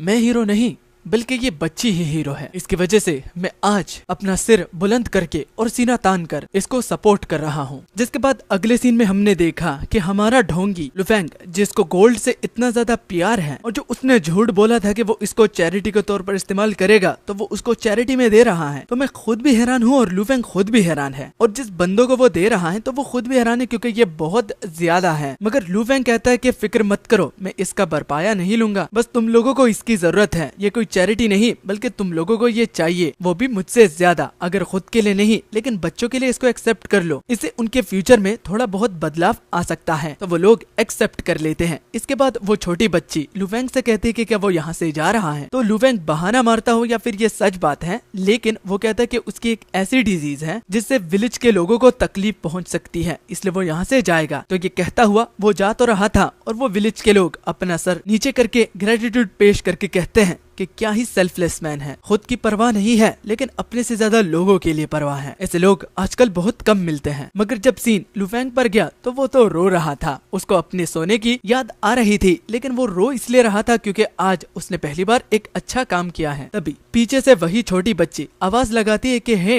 हीरो ब्रदर, तुम्हें वादा करना होगा कि मुझसे मिलने के लिए वापस जरूर आओगे, वरना मैं तुम्हें माफ नहीं करूंगी। जिसका जवाब देता हुआ लुफेंग अपने मन ही मन कहता है जरूर, अगर किस्मत हुई तो। ये कहकर वो बड़े ही कूल अंदाज में वहाँ से चला जाता है, वो भी उस छोटी बच्ची के साथ वादा करके कि एब्सोल्युटली वो मिलने जरूर आएगा। जिसके बाद अगले सीन में हम उसी अनजान बंदे को देखते हैं जिसका मैं तुमको बता रहा था कि एक फेमिलियर कैरेक्टर है। इसको आप लोग जानते होंगे, ये और कोई नहीं बल्कि तुम लोगों का मानवा वर्ल्ड का सबसे ब्रूटल कैरेक्टर, जो कि तुम लोगों का फेवरेट भी हो सकता है। मेरा तो है, तुम लोगों का होगा या नहीं लेकिन मुझे जरूर बताना। वो कौवे के फॉर्म में होता है और किसी चीज को ढूंढ रहा था। वो जब लैंड करता है तो लोग बहुत ज्यादा डर जाते हैं कि कुछ गिरा, लेकिन बड़े ही जोर से। तो ये character the one and only और कोई नहीं बल्कि फेंग वान है, जो कि इस मानवा में बहुत ही ज्यादा पावरफुल है और उसके माथे पर एक अजीब सी आंख भी है। मगर हाँ, ये फेंग वान ही है। ये इस कॉमिक का और फेंग वान कॉमिक का कोलैबोरेशन था जब वो कैंसिल हो गई थी। सो या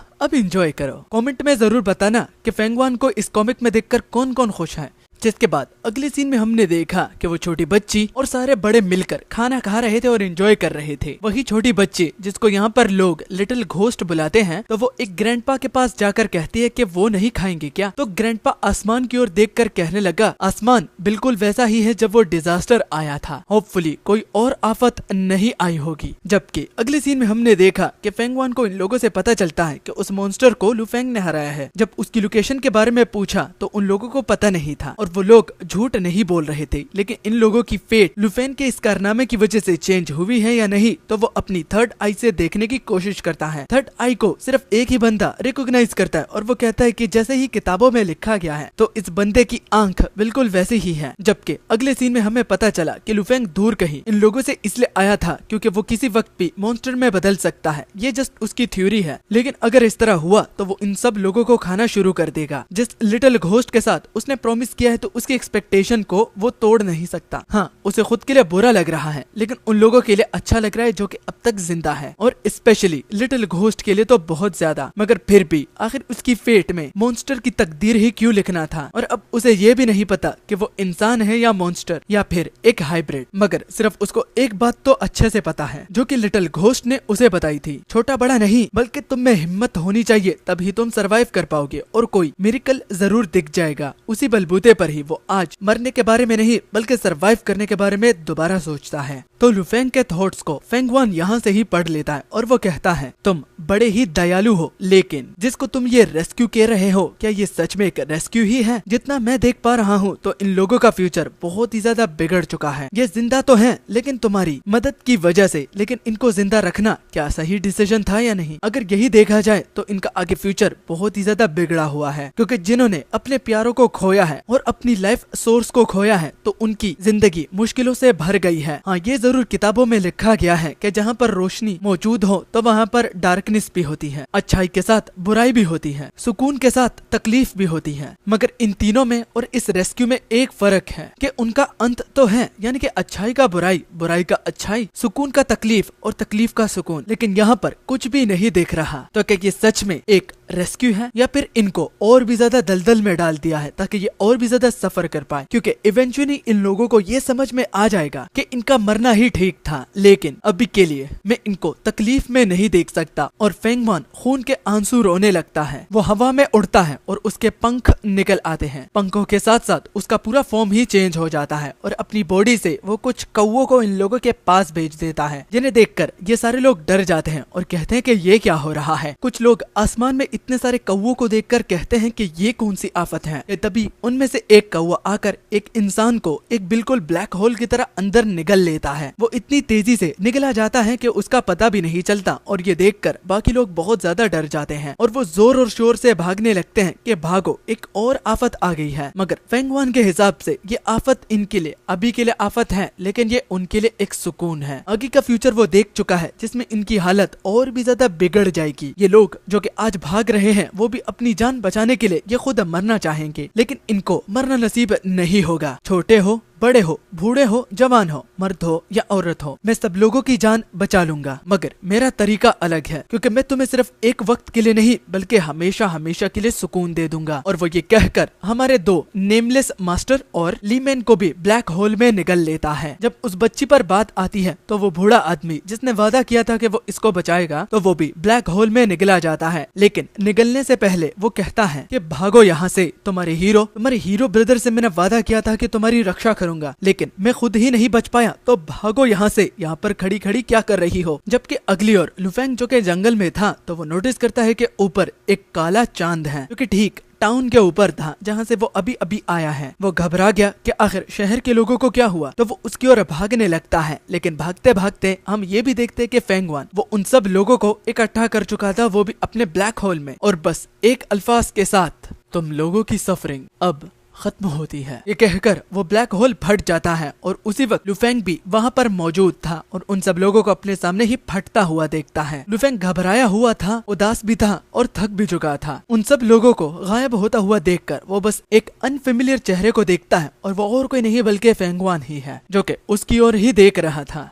बाद में लू फेंग देखता है कि पूरी की पूरी सिटी ही डिसअपियर हो गई है और बस सिर्फ एक इंसान ही उसके सामने खड़ा है। मगर उसकी ओर भी देखकर लू फेंग कहता है कि ये इंसान है भी या नहीं ये तो पता लगाना पड़ेगा। सेम विचार फेंग वन के भी थे। दिखने से तो उसको लू फेंग एक इंसान लग रहा था, लेकिन उसकी बॉडी के अंदर से डेमोनिक ऑरा आ रही थी और समझने में उसे ज्यादा देर नहीं लगती कि ये वही बंदा है जिसके बारे में ये शहर वाले बता रहे थे। फेंग वन लू फेंग को उसके नाम से बुलाता है, जो कि देखकर लू फेंग को बड़ी ही हैरानी हुई क्योंकि वो इस बंदे को जानता तक नहीं, मगर इसको उसका नाम कैसे पता। बाद में फेंग वन रिवील करता है कि वो स्पेसिफिकली उससे ही मिलने के लिए आया था, जो कि सुनकर लू फेंग अपने मन ही मन कहता है कि बकवास बंद करो, क्योंकि अगर तुम मेरे लिए स्पेसिफिकली आते तो तुम इन लोगों के साथ ऐसा कैसे कर सकते हो। और लड़ना तो दूर की बात, लू फेंग की बॉडी का हर एक सेल ये बता रहा था कि अगर इस बंदे के करीब भी गए तो वापस नहीं आ पाओगे। और जब फेंग वन के मुंह से ये खुद सुना कि वो स्पेसिफिकली उसके लिए ही आया है तो लू फेंग डर गया। उसे लगने लगा कि ये टाइम लॉर्ड का शायद कंपेनियन हो सकता है, मगर इससे पहले वो अपने दिमाग का इस्तेमाल करके कहता है कि आखिर वो है कौन और यहाँ पर आखिर ये क्या हुआ और ये क्या हो रहा है और यहाँ पर जितने भी लोग थे तो वो कहाँ पर हैं। तो फेंग वन ना छुपाते हुए लू फेंग से कहता है कि मैंने उन लोगों को मार डाला, जो कि देखकर लू फेंग के पैरों तले जमीन खिसक गई। और अब बाद में फेंग वन अपना रियल गोल बताता है कि उनको मारना बनता ही था, क्योंकि उसने फ्यूचर में देखा कि ये लोग आगे फ्यूचर में भी सफर करते ही रहेंगे, तो आखिर क्यों इनको सफर करने के लिए छोड़ना, इनके फ्यूचर के भलाई के लिए, ताकि सब लोग बराबर रहें और किसी को भी तकलीफ ना पहुंचे। तो मैंने इन लोगों को मार डाला। मैं तुम्हारी दाद देता हूँ कि तुमने इन लोगों को रेस्क्यू किया है, लेकिन ये रेस्क्यू इनकी जिंदगी बेहतर नहीं करने वाला था, बल्कि ये और भी बिगड़ने वाली थी। तो इसलिए पूरे शहर के लोगों को मैंने गायब कर और मार डाला। और अब लू फेंग बहुत ही ज्यादा गुस्सा था। कुछ सेकंड पहले वो इस बंदे से बहुत ज्यादा डर रहा था, लेकिन अब वो ये जानना चाहता है कि क्या सच में इसी ने ही उसको मारा है या फिर कोई और कंपेनियन उसके साथ था। तो फेंग वन कहता है कि मैं झूठ क्यों ही बोलूंगा, क्या कोई और तुम्हें नजर आ रहा है। तो लू फेंग कहता है कि बस यही तो सुनना था, और वो ये कहकर फेंग वन पर अटैक करने के लिए आगे बढ़ जाता है, जो कि देखकर फेंग वन कहता है तुम कितने ज्यादा खुदगर्ज और एरोगेंट हो, तुम्हारी हिम्मत भी कैसे हुई बच्चे मुझ पर अटैक करने के बारे में सोचने के लिए भी। चलो अब तुम्हें भी सबक सिखा देता हूँ ताकि तुम्हारी भी अक्ल टिकाने आ जाए। फेंग वन को वो सिर्फ एक ही चुटकी के साथ जमीन में धंसा देता है, क्योंकि ग्रेविटेशनल फोर्स ऊपर से इतनी ज्यादा थी कि पैरों पर खड़ा हो पाना भी उसके लिए बहुत ज्यादा मुश्किल हो गया था। और फेंग वन की बॉडी से इतना डार्क ऑरा निकलता हुआ देखकर लू फेंग कहता है कि क्या सच में ये बंदा इंसान है भी या नहीं, क्योंकि जो वो ये ऑरा फील कर पा रहा है तो इसमें और उस टाइम लॉर्ड में कुछ भी फर्क नहीं है। सिनिस्टर ऑरा है, लेकिन ये बहुत ज्यादा पावरफुल है। मगर बाद में फेंग वन लू फेंग से कहता है कि घबराओ मत बच्चे, अब बस मुझे सिर्फ ये देखने दो कि तुम दोस्त बनोगे या फिर दुश्मन। तुम्हारी मुंह खोलने की भी मुझे कोई भी जरूरत नहीं, क्योंकि मैं ये खुद देख सकता हूँ। जब फेंग वन ने अगेन अपनी पावर का इस्तेमाल किया, वो भी फ्यूचर में देखने के लिए, तो लू फेंग का फ्यूचर देखकर वो बहुत ही ज्यादा डर गया। नामुमकिन काम भी वो मुमकिन कर सकता था, जो कि फेंग वन भी देखकर बड़ा ही ज्यादा घबरा गया कि आखिर ये कैसे सच हो सकता है और ये मुमकिन कैसे है। और जहाँ तक लू फेंग की बात हो रही है तो वो फेंग वन की ओर देखकर कहता है कि चाहे मेरा अपोनेंट कितना भी स्ट्रॉन्ग क्यों ना हो, लेकिन बात वहाँ पर खत्म होती है जब मेरी विल पूरी तरह से शैटर हो जाए। जब तक मैं खुद हार नहीं मान लेता तो मेरी बॉडी भी हार नहीं मानेगी। और मेरी लिटिल गोस्ट से इसी बात पर तो वादा हुआ था कि मैं हार नहीं मानूंगा, चाहे मैं अपने अपोनेंट के सामने कितना भी छोटा क्यों ना हो। लू फेंग को अपने ग्रेविटेशनल फोर्स में भी उठता हुआ और हिलता डुलता हुआ देखकर फेंग वन उससे कहता है कि वार्निंग देता हूँ, अगर दोबारा हिले तो तुम खुद ब खुद मारे जाओगे। जैसे हो वैसे ही रहो, वरना तुम बच नहीं पाओगे। मगर जहाँ तक लू फेंग की बात हो रही है तो वो इसको हिपोक्रेसी कहता है या फिर हीरोपंती, लेकिन एक बात तो सच है कि उसको इस शहर के लोगों ने हीरो बुलाया और अपना हीरो माना, तो वो इनका बदला जरूर लेगा, चाहे वो इसमें अपनी जान को ही क्यों ना खो बैठे। इन लोगों के साथ ढोंग करके उसे अपनी जिंदगी बदलने का मौका मिला, तो वो इतनी आसानी से हार नहीं मानेगा। ये कहता हुआ लू फेंग उसकी ओर बिल्कुल कुत्तों की तरह बढ़ने लगता है, जैसे कि उसके मालिक ने उसे बुलाया हो। बस एक ही टास्क उसके माइंड में था, वो इस बंदे को किसी हालत में भी हराना था, जो कि देखकर फेंग वन कहता है कि अब शायद से मैं तुम्हारे साथ नॉर्मली बात नहीं कर सकता। नॉर्मली बात करने के लिए तुमने कोई कसर नहीं छोड़ी। मगर जहाँ तक लू फेंग की बात हो रही है तो वो तो उसको गालियां दे रहा था कि कमीना, 2 टके का आदमी वो बच्चों को कैसे मार सकता है। तो बस यही कहकर वो आगे बढ़ ही रहा था कि तभी फेंग वन उसके करीब आकर डिस्टेंस को क्लोज करता है और कहता है कि अब अपनी बकवास बंद करोगे या फिर तुम्हारा मुंह ही तोड़ दूं। ये कहता हुआ वो अपने हाथ में रेड कलर की ऑरा को स्टोर करके सीधा उसके छाती पर देता है, जो कि एक पाम फिस्ट था, जिसका इम्पैक्ट उसकी कमर से निकलता है और वो बिल्कुल जमीनों को तोड़ती हुई पीछे दूर चली जाती है। और बात की जाए लू फेंग की तो वो एक ही शॉट के साथ अनकॉन्शियस हो जाता है और उसके मुंह से खून भी अब निकल रहा था।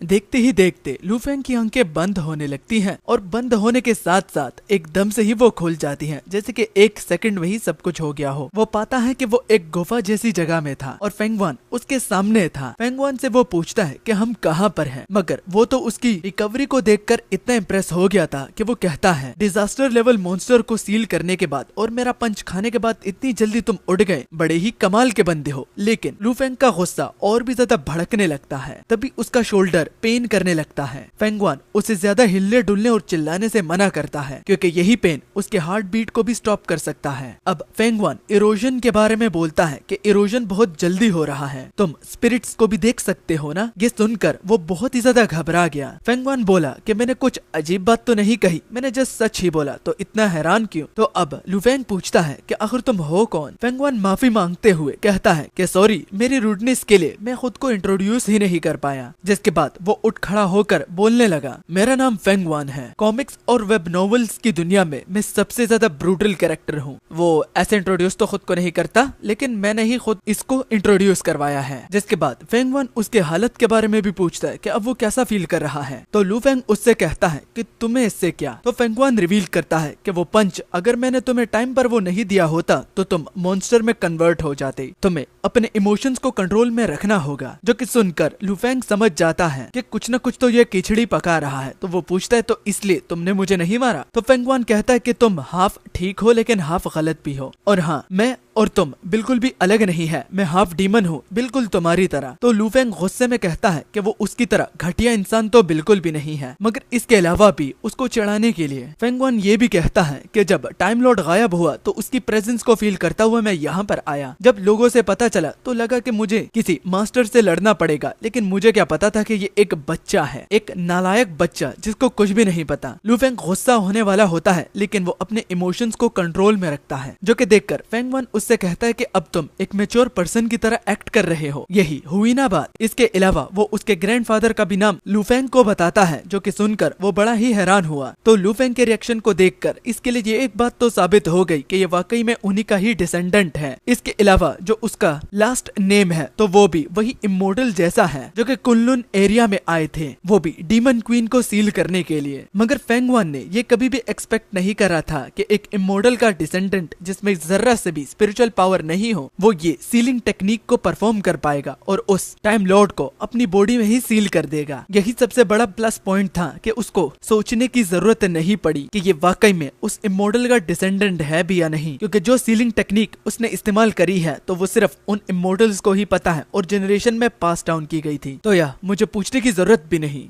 फेंगवान की इतनी सारी इंफॉर्मेशन बताने के बाद लू फेंग के लिए एक बात तो क्लियर हो गई थी कि ये बंदा बहुत कुछ जानता है और इसके पास ये जो स्ट्रेंथ है, तो आखिर इसके बारे में उसने कभी क्यों नहीं सुना। वो एक तरफ उसकी ओर दोबारा अपनी उस थर्ड आई से देखकर कहता है, किस्मत अब तक तुम्हारा साथ दे रही थी लेकिन अब वो खत्म हो गई है। ये सुनकर लू फेंग कहता है कि अगर तुम्हें मुझे मारना ही है तो मार डालो, तुमने हजारों लोगों को मार तो डाला, एक और मार डालोगे तो क्या ही तुम्हारा चला जाएगा। जिसका जवाब वो हाँ में देता है और कहता है, ठीक कहा, तुम्हें मारकर मेरा कुछ भी नहीं बदलेगा। और वो ये कहकर जैसे ही उसको मारने वाला था तो ठीक उसके चेहरे के सामने वो रुक जाता है, मगर जो उसका इम्पैक्ट निकलता है तो मैं आप लोगों को क्या ही बताऊं। उसके बीच में रुकने की वजह ये थी कि वो लू फेंग को सड़ता हुआ देखना चाहता था। सॉरी, वो कुछ ज्यादा ही ब्रूटल कह दिया। दोबारा खुद को करेक्ट करता हुआ फेंगवान कहता है कि तुमको मारने से मुझे कुछ भी फायदा नहीं होने वाला और ना ही मैं अपनी स्ट्रेंथ को जाया करना चाहता हूँ, क्योंकि बच्चे तुम्हें पता नहीं लेकिन तुम खुद मरने वाले हो। लू फेंग जब पूछता है कि तुम्हारी इस बात का मतलब क्या है, तो फेंगवान जाता हुआ लास्ट में कहता है, इसके बारे में खुद ही पता लगाओ। अगर मैंने एक्सप्लेन करना शुरू कर दिया कि मैं तुम्हें कैसे मारने वाला था तो मैं इस कॉमिक को भी बैन नहीं करवाना चाहता। अब ठीक है ना।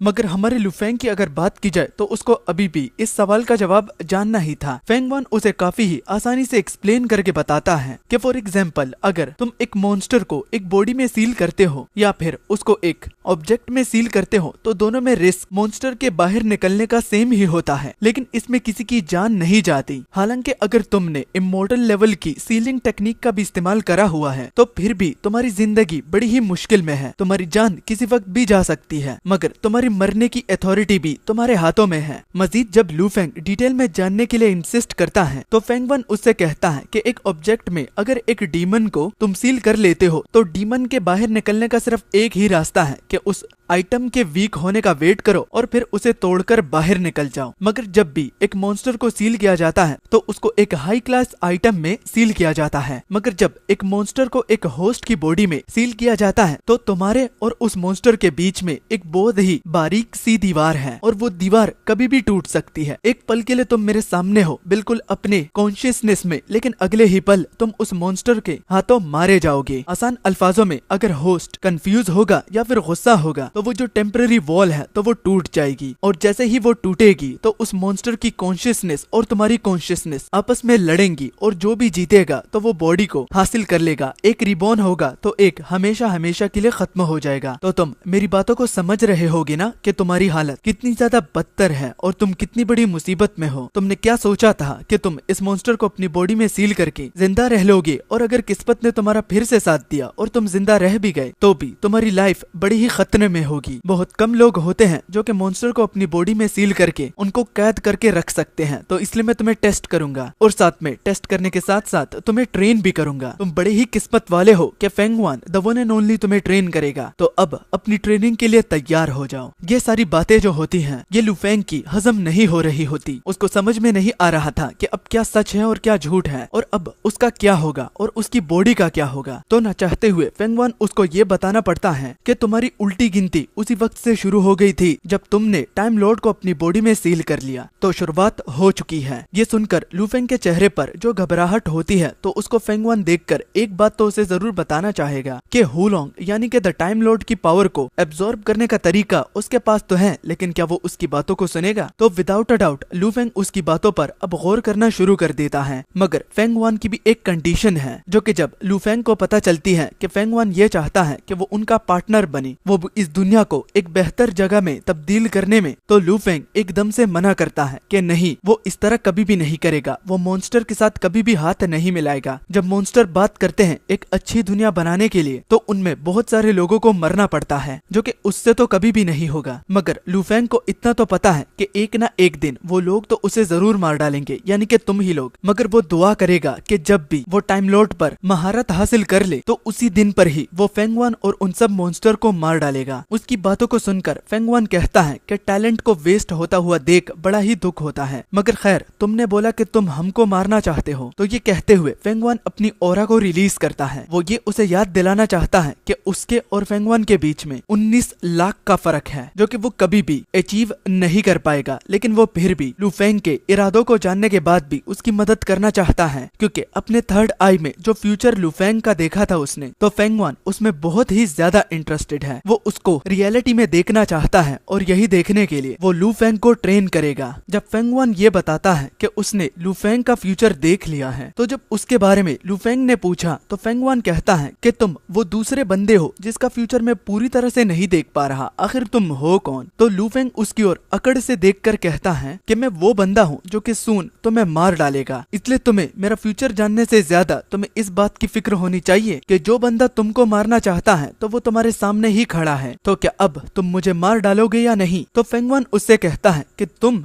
और मुझे मारोगे तो मजाक बंद करो। तुम्हें खुद पता होना चाहिए कि अब कुछ देर पहले तुम्हारे फटके हाथ में आ गई थी और अब अगेन तुम मुझे धमकी दे रहे हो। चलो, तुम्हारी इस बेवकूफी की मैं दाद देता हूँ और तुम्हें कुछ सिखाना चाहता हूँ। क्या तुम मेरे डिसाइपल बनना चाहोगे। जो कि सुनकर लू फेंग कहता है कि डिसाइपल और तुम्हारा। तो फेंग वन कहता है कि हाँ, मेरे डिसाइपल। तुम इसको ऐसा समझ लो कि तुम एक फ्यूचर इन्वेस्टमेंट कर रहे हो। अभी तुम्हें मुझे मारने में काफी सालों लग सकते हैं, लेकिन मुझसे ही ट्रेनिंग लेकर तुम्हारा मुझे मारना तो इसके चांस बढ़ सकते हैं। तो तुम क्या कहते हो, मुझसे ही ट्रेनिंग लेकर क्या तुम मुझे मारना चाहोगे। मैं ये पहली बार कुछ ऐसा ऑफर कर रहा हूँ। तो लू फेंग उसे मिडिल फिंगर दिखाता हुआ कहता है कि बकवास बंद करो। तुम जैसे लूनेटिक से मैं क्या ही सीख लूंगा, बस लोगों को मारना। मजाक करना बंद करो और अब जबकि मुझे पता चल चुका है कि तुम मुझे नहीं मारने वाले, तो मैं यहाँ से जा रहा हूँ। जब वो जा रहा था तो फेंगवन उससे कहता है कि मैं तुम्हें लोगों को मारने के साथ साथ मैं तुम्हें सरवाइव करना भी सिखाऊंगा। अगर तुम्हें ये डील भी मंजूर नहीं तो चलो ठीक है, बस इतना समझ लो कि जब हमारी दूसरी मुलाकात होगी तो मैं तुम्हें नहीं बल्कि हुलोंग को देखूंगा, क्योंकि मुझे पता है कि जब वो तुम्हारे माइंड पर हावी होगा तो तुम्हें फाइट बैक करने का मौका ही वो नहीं देगा, क्योंकि तुम्हारे अंदर कोई आम मॉन्स्टर नहीं है। अब लू फेंग यहाँ पर क्वेश्चन करने लगता है कि क्या उसको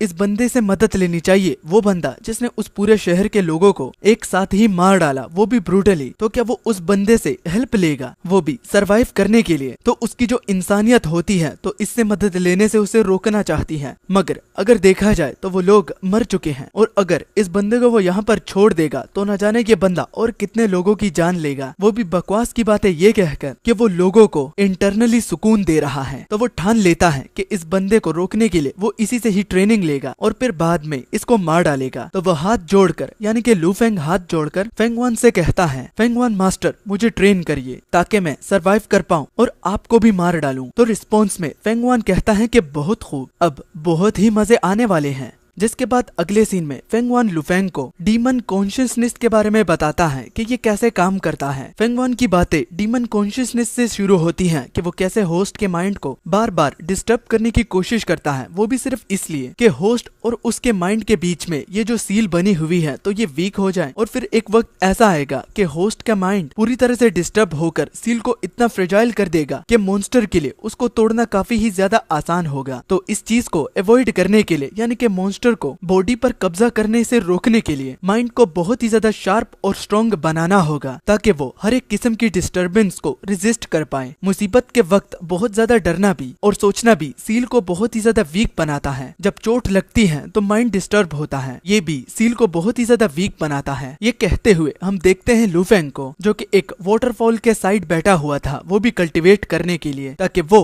अपने माइंड को डिस्टर्ब होने से रोके। फेंगवान लू फेंग की कल्टीवेशन को बार बार डिस्टर्ब करता है और उसको दोबारा से शुरू करने के लिए कहता है, जो कि लू फेंग के लिए बहुत ही ज्यादा इरिटेटिंग था, क्योंकि ये 8वीं बार है कि फेंगवान उसको दोबारा से शुरुआत लेने के लिए कहता है। तो फेंगवान उससे कहता है कि मैं तुम्हें बार बार इसलिए डिस्टर्ब कर रहा हूँ ताकि तुम्हारी ये जो लेवल ऑफ कंसंट्रेशन है तो ये हाई हो जाए। कल्टीवेशन की दुनिया में इसको मांत्रा कहते हैं। हालांकि ये मांत्रा तुम्हारी बॉडी को प्रोटेक्ट नहीं करता, बल्कि ये तुम्हारे कॉन्शियसनेस के इर्द गिर्द एक वॉल बनाता है जो कि इविल स्पिरिट को इन्वेड करने से रोकता है। ये कल्टीवेशन टीचिंग का सबसे बेसिक फॉर्म है और इसको मांत्रा कहते हैं। लू फेंग कहता है कि ये बेसिक तो है, ये कहने में आसान है लेकिन करने में मुश्किल। तो फेंगवान कहने लगा कि कुछ भी नामुमकिन नहीं होता, सब कुछ मुमकिन होता है, बस आपको अपने माइंड को ट्रेन करना होगा, वो भी हर एक सिचुएशन को जल्द से जल्द अडेप्ट करने के लिए। तो आप किसी टाइप की भी प्रॉब्लम्स को सॉल्व कर सकते हो और सिचुएशन को सरवाइव कर सकते हो। अपने टीचिंग पैटर्न को देखकर फेंगवान कहता है कि मैं तुम पर बहुत ही ज्यादा नर्म जा रहा हूँ, मतलब कि स्ट्रिक्टनेस तो मैं कर ही नहीं रहा, हालांकि तुम्हारे साथ वक्त कम है, जो कि एक बहुत बड़ी मुसीबत है। तो इसलिए अब जो ये मैं करने वाला हूँ तो इससे रिस्क हाई हो जाएगा, लेकिन अगर तुम इसको ओवरकम कर पाओ तो मान लो तुम्हारी ट्रेनिंग पूरी हुई। सारे पॉइंट्स में से लेकर लू फेंग सिर्फ एक ही बात को लेकर इरिटेट हुआ कि अगर ये स्ट्रिक्टनेस नहीं है तो फिर क्या हो सकती है। तो लू फेंग के रिएक्शन को देखकर फेंगवान कहता है,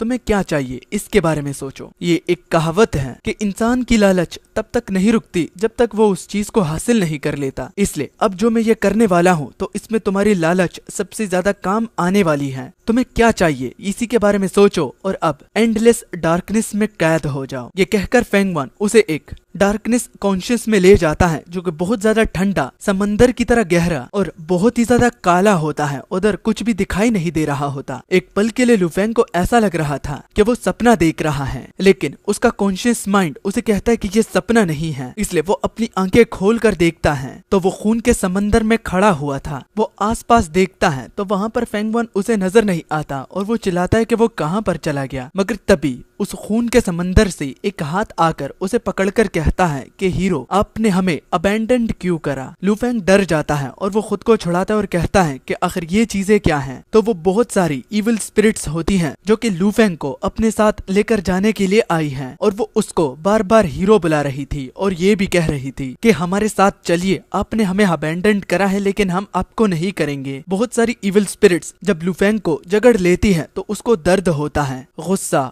उदासी, दुख, दर्द, सब इमोशंस वो एक साथ फील कर रहा था। वो लगभग अपने माइंड को डिस्टर्ब होता हुआ खो दिया था कि इसी बीच फेंगवान की आवाज उसे आती है और कहता है, लिटिल डेविल, तुम्हें कंसंट्रेट करना चाहिए। तो जो ही उसने फेंगवान की आवाज सुनी तो कंसंट्रेशन लेवल उसका हाई हो जाता है और सारी की सारी इविल स्पिरिट्स उसको वो दूर एक झटके के साथ फेंक देता है। फेंगवान माफी मांगता है कि ये रिस्की था, लेकिन उसके साथ वक्त बहुत ही ज्यादा कम है। मगर इस जगह में जब वो अपनी कंसंट्रेशन को खो देगा तो इविल स्पिरिट दोबारा उसे जकड़ने के लिए आएंगी। तो कंटिन्यूसली अगर यहाँ पर रहना है तो उसको कंसंट्रेशन करना ही पड़ेगा। अगेन दोबारा से वो सारी इविल स्पिरिट्स लुफेंग को जकड़ लेती है। अगेन उसका माइंड बहुत ही ज्यादा डिस्टर्ब हो रहा था, लेकिन अब की बार वो उन इविल स्पिरिट्स को खुद को जकड़ने देता है और इमोशंस को अंदर लेता है और सबसे पहले अपने हार्ट को और अपनी ब्रीदिंग को काम डाउन करता है, जिससे वो अच्छी तरह से कंसंट्रेट कर पाएगा। और हमारे फेंगवान के दो वर्ड्स जो कि कहते हैं एक्सोर्सिज्म और बाइंडिंग, इन्हीं दोनों का इस्तेमाल करके तुम इस जगह से बाहर निकल सकते हो। तुम्हें इन इविल स्पिरिट्स को एक्सोर्सिज्म और बाइंडिंग की मदद से डिस्ट्रॉय करना होगा, तभी तुम इस जगह से बाहर निकल पाओगे। तो अब की बार कंसंट्रेशन लेवल बिल्कुल हाई होता है। वो सबसे पहले इविल स्पिरिट्स की सैडनेस और सारे इमोशंस को एक्सेप्ट करता है, फिर उसको बाइंड करके बिल्कुल जैसे ही फेंगवान ने किया था तो उसको एक बॉल में कन्वर्ट करके उनको एक्सरसाइज करना शुरू कर देता है। और बाद में एक ही वर्ड जो कि डिस्ट्रॉय होता है वो कहकर वो उस सी ऑफ डार्कनेस की जगह से बाहर निकल आता है। बाहर निकल आते ही जब वो धीरे धीरे करके अपनी आंखों को खोलता है तो वो अपनी बॉडी पर चाकरा को फील करता है, जो कि उसने कभी सोचा भी नहीं था। उसके चेहरे पर खुशी को देखकर फेंगवान उससे कहता है कि बच्चे, अब तुम्हें मेरी बात समझ में आई। जब मैं तुमसे कह रहा था कि कुछ भी नामुमकिन नहीं होता, बस खुद पर यकीन होना चाहिए और अपने माइंड को कंट्रोल में रखो तो कुछ भी गलत नहीं होगा। इस अचीवमेंट के लिए वो लुफेंग को अप्रिशिएट तो करता है, लेकिन अभी भी नेक्स्ट स्टेज बाकी है। लुफेंग जो कि खुश हो रहा था तो नेक्स्ट स्टेज का सुनकर वो कहता है कि क्या ये खत्म नहीं हुआ। तो फेंगवान अर्थ बेंडिंग का इस्तेमाल करके जिस जगह पर लुफेंग खड़ा हुआ था तो उसको चकनाचूर करके उसे गिराने पर मजबूर करता है। जब वो नीचे पानी में गिरता है और उठता है तो लुफेंग फेंगवान को गाली देकर कहता है कि अगर पानी में डुबोना था तो इस तरह क्यों डुबोया, और आखिर तुम्हारा नेक्स्ट स्टेज से मतलब क्या है। अब मैं इसी चीज को प्रैक्टिस करके क्या मैं इविल स्पिरिट को कैद करके नहीं रख सकता क्या। तो फेंगवान उसको एक बैड न्यूज सुनाता है कि जिस सील की वो बात कर रहा है तो वो टूट चुका है, वो भी एक एक्सटर्नल फोर्स की वजह से। अब वुलोंग जो है वो उसकी बॉडी और उसके माइंड पर कंट्रोल करने की पूरी कोशिश करेगा। हाँ, जो लेवल अब लुफेंग का है इससे वो थोड़ा बहुत तो होल्ड बैक कर पाएगा, लेकिन वो हमेशा याद रखे कि प्रैक्टिस सिचुएशन कैसी भी हो रुकनी नहीं चाहिए और अपने माइंड को कंसंट्रेशन पर लगाओ। अभी भी तुम कंसंट्रेट नहीं कर रहे, वक्त को जाया मत करो और जल्दी से काम पर लगो, प्रैक्टिस करना शुरू कर दो। जो कि सुनकर लुफेंग उससे कहता है, भाई थोड़ा सा तो रेस्ट करने दे। और अगले ही पल लुफेंग की सिर्फ चीखें ही सुनाई देती हैं। जबकि अगले सीन में हम देखते हैं कि लुफेंग की प्रोग्रेस को अब हम अपने आंखों से देख सकते हैं। उसने जो अपनी बॉडी के इर्द गिर्द जो बैरियर बनाया है तो वो बहुत ही ज्यादा इम्प्रेसिव है। ये देखकर फेंगवान कहता है कि ये बेहतर नहीं लेकिन फिर भी एक्सेप्टेबल तो है ही। ये लिटिल डेविल जीनियस तो नहीं लेकिन फिर भी नॉर्मल इंसान से तो अब बेहतर ही है। और अब इस ट्रेनिंग का कोई फायदा नहीं है, जितना उसने करना था तो वो उतना अचीव कर चुका है और अब बस सिर्फ लास्ट टेस्ट ही रहता है जो कि उसकी इंटेंसिटी बढ़ाना है। अब यहाँ पर किस चीज की इंटेंसिटी की बात हो रही है तो ये तो इस चैप्टर के आखिर में ही पता चलेगा। मगर इसके साथ प्रोग्रेस करते हुए फेंगवान को बड़ा ही मजा आया। वो लुफेंग को लिटिल डेविल बुलाकर इस ट्रेनिंग को यहीं पर ही रोकने का कहता है। लुफेंग अपनी आंखें खोलता है और दोबारा पूछता है कि फेंगवान ने क्या कहा। तो फेंगवान खुद को रिपीट करता हुआ कहता है कि तुम्हारी इंटेंसिटी को हम आगे बढ़ाएंगे, आज के लिए इतना काफी है, तो जितना रेस्ट हो सके तो उतना कर लो क्योंकि इम्प्रूविंग अभी तक रहती ही है। ये जानकर के अब भी उसको इम्प्रूव करना है।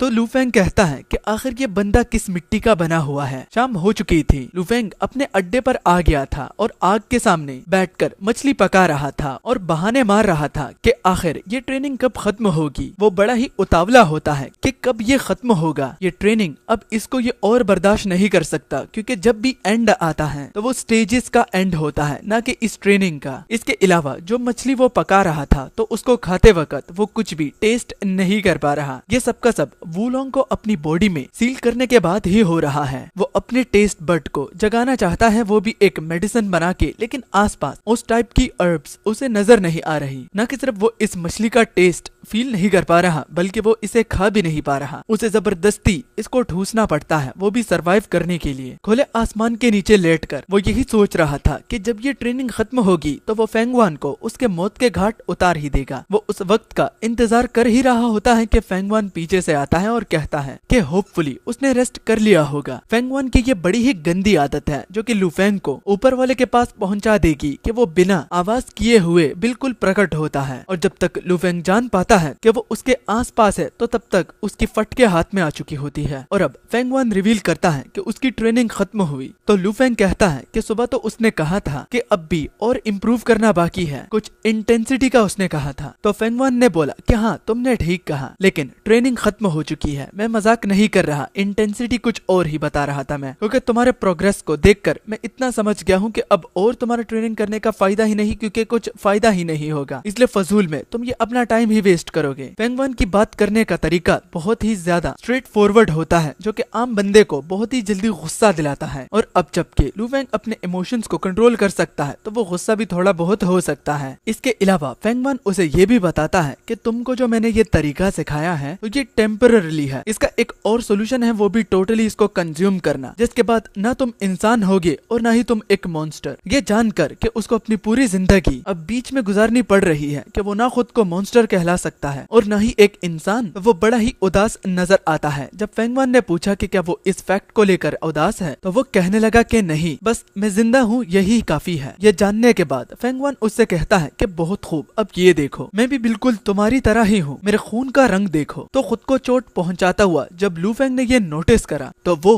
फेंगवान को मैडमैन बुलाता है कि तुम ये क्या कर रहे हो। वो अपने खून का एक गेंद बनाता है और उसको हवा में उछालते हुए वो लू फेंग से कहता है कि फिक्र मत करो, जल्द ही तुम्हें पता चल जाएगा। तो जब उसका खून आसमान से गिरता है तो वो बिल्कुल टूटते हुए तारों की तरह होता है और साथ में उसका खून चमक भी रहा था। ये टेक्निक ब्लड स्पिरिट को बॉडी से अलग करती है। लू फेंग के लिए ये काफी ही धमाकेदार शो था, लेकिन ये टेक्निक आखिर फेंगवान ने इस्तेमाल क्यों करी? तो पता लगने पर उसके पैरों तले जमीन खिसक गई, क्योंकि ये चीज 10 किलोमीटर के रेडियस में सारे मॉन्स्टर को यहीं पर ही अट्रैक्ट करेगी। मॉन्स्टर बड़ा हो छोटा हो सभी मॉन्स्टर यहीं पर ही अट्रैक्ट होकर आएंगे, जो कि जानकर लू फेंग रुकता नहीं और भागने लगता है। मगर भागते वक्त फेंगवान उसको ये भी कहता है कि अगर सूरज निकलने तक अगर तुम सरवाइव कर लेते हो तो मैं तुम्हें तरीका बताऊंगा कि तुम खुद को इंसान कैसे बना सकते हो। तो चलो अब तुम्हारा लास्ट टेस्ट शुरू होता है। कुछ वक्त के बाद हमने देखा कि लू फेंग अब तक भाग रहा था, उसके पसीने छूट रहे थे और उसके मुंह पर सिर्फ एक ही सेंटेंस था कि आखिर इस तरह के लूनाटिक के साथ वो कैसे रह सकता है। इसकी ट्रेनिंग ही उसको मार डालेगी, वो भी हुलोंग के आने से पहले ही। वो वैली बहुत ही ज्यादा बड़ी थी और मीटर का उसको पता नहीं लग रहा था कि वो दूर है या अंदर है या कहाँ है, मगर उसके इतने ज्यादा पसीने छूट रहे थे कि वो खुद ही हैरान हुआ कि वो कितनी दूर तक कितनी देर तक भागा। तो वो अपनी बॉडी में कुछ न कुछ तो अलग नोटिस कर ही रहा है कि अचानक से पीछे कुछ आवाज आती है। जब उसने पीछे मुड़कर देखा तो वो एक बर्ड टाइप मॉन्स्टर था जो कि उसकी ओर देखकर कहता है कि इंसानियत,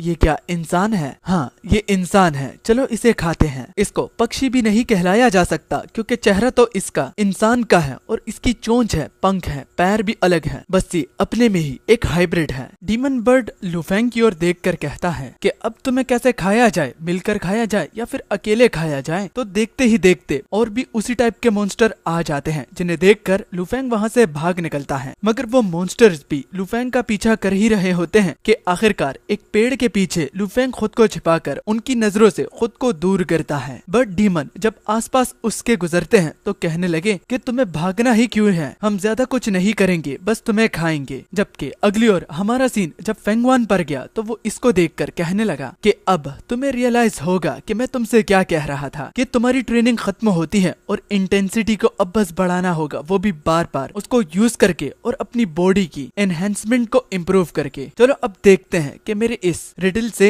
तुम खुद को छुड़ा पाते हो या नहीं। हाँ ये रिस्की है, लेकिन तुम्हें टाइम भी दिया गया है, बस सूरज उगने तक तुमको सरवाइव करना होगा। फेंगवान अपनी थर्ड आई की मदद से दूर से ही हमारे लू फेंग पर नजर रखा हुआ था, जिसके आसपास बहुत सारे मॉन्स्टर्स अब गैदर हो चुके थे। कुछ ही घंटों में ये मॉन्स्टर पूरी जगह में फैल गए, जिनकी ओर लू फेंग देखकर एक बात तो हमें बताता है कि मॉन्स्टर्स के भी लेवल्स होते हैं। जैसे कि हुलोंग वो डिजास्टर लेवल का है और ये जो आसपास के मॉन्स्टर हैं तो ये हार्मफुल लेवल के हैं। हार्मफुल लेवल से अगर ऊपर का कोई मॉन्स्टर आता है तो उसको इंसान हरा नहीं सकता, हार्मफुल तक ही उनका अटैक काम करता है, उसके आगे काम नहीं कर सकता। और वैसे भी अगर देखा जाए तो उसकी ट्रेनिंग खत्म हो गई है, तो अब वो यहाँ से भाग निकलने का ही प्लान बना लेता है, वो भी फेंगवान को वहीं पर ही छोड़कर। मगर जब वो अपने ट्रेनिंग के पलों को याद करता है और साथ में जब वो भागते हुए मॉन्स्टर से दूर जाने की कोशिश कर रहा था, तो उसे फेंगवान की वो बात याद आती है जिसमें उसने कहा था कि अगर वो अगली सुबह के सूरज निकलने तक सरवाइव कर लेता है तो वो उसको तरीका सिखाएगा कि खुद को दोबारा से ह्यूमन कैसे बनाया जा सकता है। जिसके बारे में थोड़ा सोचकर अब वो रोने लगता है और कहता है कि बस सूरज निकलने तक ही वेट करना होगा ना, बस ये वेट, इसमें मेरी जान भी जा सकती है, लेकिन चलो करते हैं। लू फेंग बीच मैदान में खड़ा हुआ था, जो कि उसकी बहुत बड़ी गलती है, क्योंकि पीछे से वुल्फ मॉन्स्टर्स आ जाते हैं जिनकी ओर देखकर लू फेंग को उनका लेवल समझ में आ जाता है कि ये हार्मफुल लेवल का है। लेकिन जितनी तादाद में वो लोग आए हैं तो ये डिजास्टर लेवल के मॉन्स्टर से कम नहीं। इसका सिर्फ एक ही हल है और वो है एक एक करके इनसे फाइट करना, खुद की एबिलिटीज को वो क्वेश्चन करके और ट्रेनिंग को भी कि क्या वो इन लोगों को हरा पाएगा। तो उसको पसीने आ रहे थे और वो कपकपा भी रहा था। उनमें से एक अटैक करता है जिसको जैसे तैसे करके लू फेंग डॉज करता है, लेकिन उसके पैर को वो थोड़ा बहुत घायल कर चुका था, जिसमें उसको बहुत ज्यादा दर्द हो रहा था और अब वो भाग भी नहीं सकता। तो सिर्फ एक ही चारा रहता है, अपनी लाइफ को दोबारा से लाइन पर लगाकर वो अपनी इमोर्टल वाली मार्शल आर्ट्स का इस्तेमाल करना चाहता है, लेकिन उसके साइड इफेक्ट्स का भी उसको याद दहानी होनी चाहिए कि जितना टारगेट बड़ा होगा तो उतना ही बॉडी पर इम्पैक्ट होगा। मालूम हुआ जो कि उसके सामने वुल्फ हैं तो वो भी बात कर सकते हैं और वो भी लू फेंग को कहते हैं कि अब भागने का कोई फायदा नहीं, अब बस तुम हमारे शिकार ही बन जाओ। मगर वो इतनी पैथेटिक तरीके से हारना नहीं चाहता, वो गैम्बल करता है कि जो भी होगा देखा जाएगा, इनकी खुराक बनने से अच्छा वो खुद ही खुद को मार डाले, यही बहुत ही ज्यादा एक्सेप्टेबल है, वो भी उसके लिए। जब उसने सेम एबिलिटी ट्राई की जो कि पहले पित्तू सा इम्पैक्ट करता था, तो आज वो एक बवंडर से कम नहीं, एक ही झटके में वो उस वुल्फ मॉन्स्टर को हरा देता है, जो कि देखकर वो खुद भी हैरान हुआ। लेकिन सबसे बड़ी हैरानियत वाली बात ये थी कि इसको इस्तेमाल करने के बाद भी उसकी नाक और मुंह से खून नहीं निकल रहा था। तब उसको फेंगवान की बातें याद आ जाती हैं, जिसमें फेंगवान ने उससे कहा था कि क्या तुम खुद को इंसान या मॉन्स्टर बुलाने के लायक हो या नहीं, क्योंकि तुम इन दोनों के बीच में रह रहे हो। तो अगर वो इसके बीच में रह रहा है तो वो हुलोंग की पावर को भी इस्तेमाल कर सकता है, वो भी खुद के लिए। इस वजह से तो उसकी जो ड्यूरेबिलिटी थी तो वो हुलोंग जितनी है, और सिर्फ एक बार से उसके मुंह और नाक से खून नहीं निकल रहा था, जो कि जानकर अब मॉन्स्टर वुल्फ है या फिर ये साबित कर पाना मुश्किल हो रहा था, क्योंकि वो जिस तरह उनकी ओर देखता है और कहता है कि अब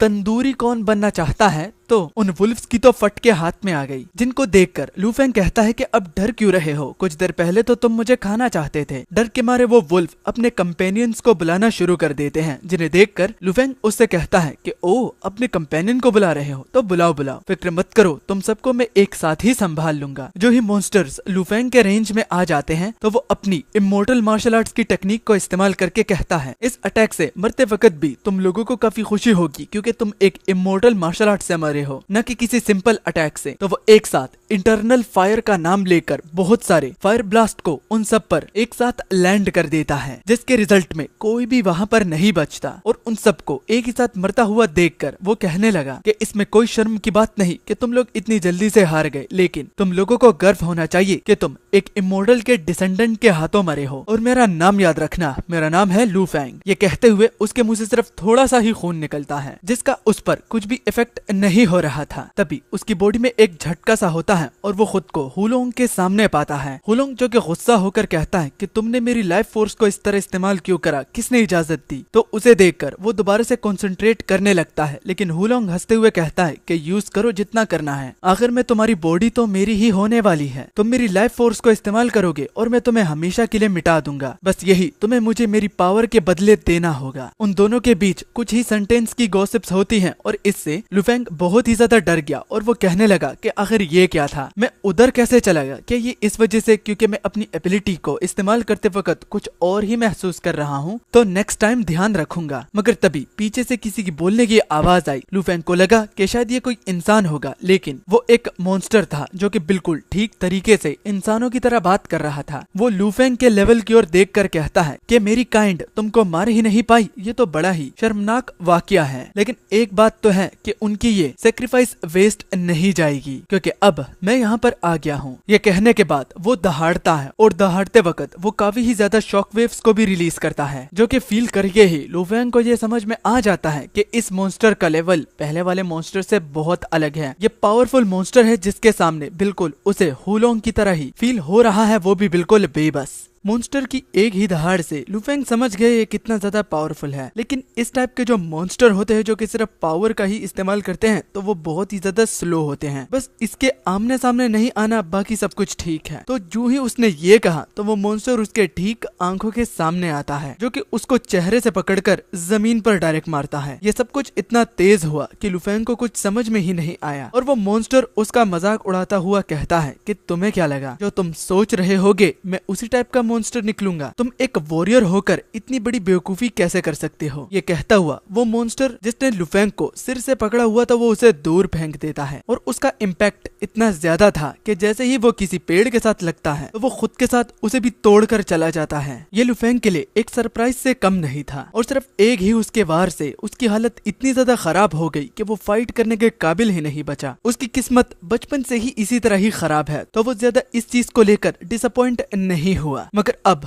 उसको क्या करना चाहिए? वो एक पल के लिए सोचता है कि क्या उसे अपना मैजिक इस्तेमाल करना चाहिए, लेकिन अगर वो इस तरह करता है तो वो जो टाइम लॉर्ड है वो उसकी कॉन्शियसनेस को कंट्रोल करने की कोशिश करेगा। मगर और कोई चारा भी नहीं दिख रहा क्योंकि वो मॉन्स्टर सामने से उछलकर उसके सीधा ऊपर और ठीक सामने आता है, वो भी उसको मारने के लिए। जो कि देख लू फेंग कहता है कि सिर्फ मैं नहीं बल्कि तुम भी खतरे में हो मेरी जान। ये कहकर एक जोर का धमाका होता है और उस धमाके के पीछे हम फेंग वान को देखते हैं, जिसको इस मॉन्स्टर के बारे में पहले से ही पता था। वो लू फेंग को टेस्ट करना चाहता था और इस टेस्ट में वो जिए या मरे ये लू फेंग खुद ही डिसाइड करेगा, क्योंकि वो अपनी तरफ से कुछ भी हेल्प नहीं करने वाला। और ये फाइट इसमें वो लू फेंग को इसलिए फंसाना चाहता था क्योंकि उसका जो वो इनविजिबल फ्यूचर जो कि फेंग वान नहीं देख पा रहा, तो क्या वो सिर्फ फेंग वान तक ही था या फिर वो आगे भी बढ़ेगा? ये फाइट वो ये फ्यूचर डिसाइड करेगी कि उस इनविजिबिलिटी का या मतलब ये था कि लू फेंग की ये आखिरी फाइट होने वाली है या फिर उस इनविजिबिलिटी में और भी बहुत कुछ है जो कि वो करके दिखाएगा। और फेट ने अब तक ये साबित ही नहीं किया। उस धमाके के बाद हमें पता चला कि उस मॉन्स्टर पर असर तो हुआ, लेकिन वो उस आग के ठीक बीचों बीच से निकलता है और जोर का पंच वो हमारे प्रोटैगनिस्ट को देता है, जिससे वो जमीन में धंस जाता है। और अब इतनी बेबस हालत में खुद को पाकर लू फेंग कहता है कि मुझे इस तरह हर्ट करके ये मुझे बहुत ज्यादा दुख देता है, क्योंकि अगर तुम मुझे मार डालते हो तो मुझे ज्यादा दुख नहीं होगा, बल्कि इस तरह पैथेटिक हालत में मुझे नहीं रहना। मगर जहाँ तक उस मॉन्स्टर की बात हो रही है तो वो तो कह रहा था कि रुको, इतनी जल्दी तो मैं तुम्हें मरने नहीं दे सकता। तुमने मुझे दर्द पहुंचाया है तो उस दर्द का बदला भी मैं 10 गुना ज्यादा पहुंचाना चाहता हूँ। और वो मॉन्स्टर ये कहता हुआ लगातार बार बार और दमदार पंचेस देता चला जाता है। हर एक पंच एक से बढ़कर एक था और वो कहता है कि 10 गुना नहीं, 100 गुना नहीं, 100 गुना भी नहीं, बल्कि 1000 गुना मैं तुम्हें दर्द वापस पहुंचाना चाहता हूँ। ये कहते हुए और पंचेस लैंड करते हुए वो खून में लथपथ तो हो जाता है, लेकिन उसका मरना इतना आसान नहीं है जिस तरह पहले था, क्योंकि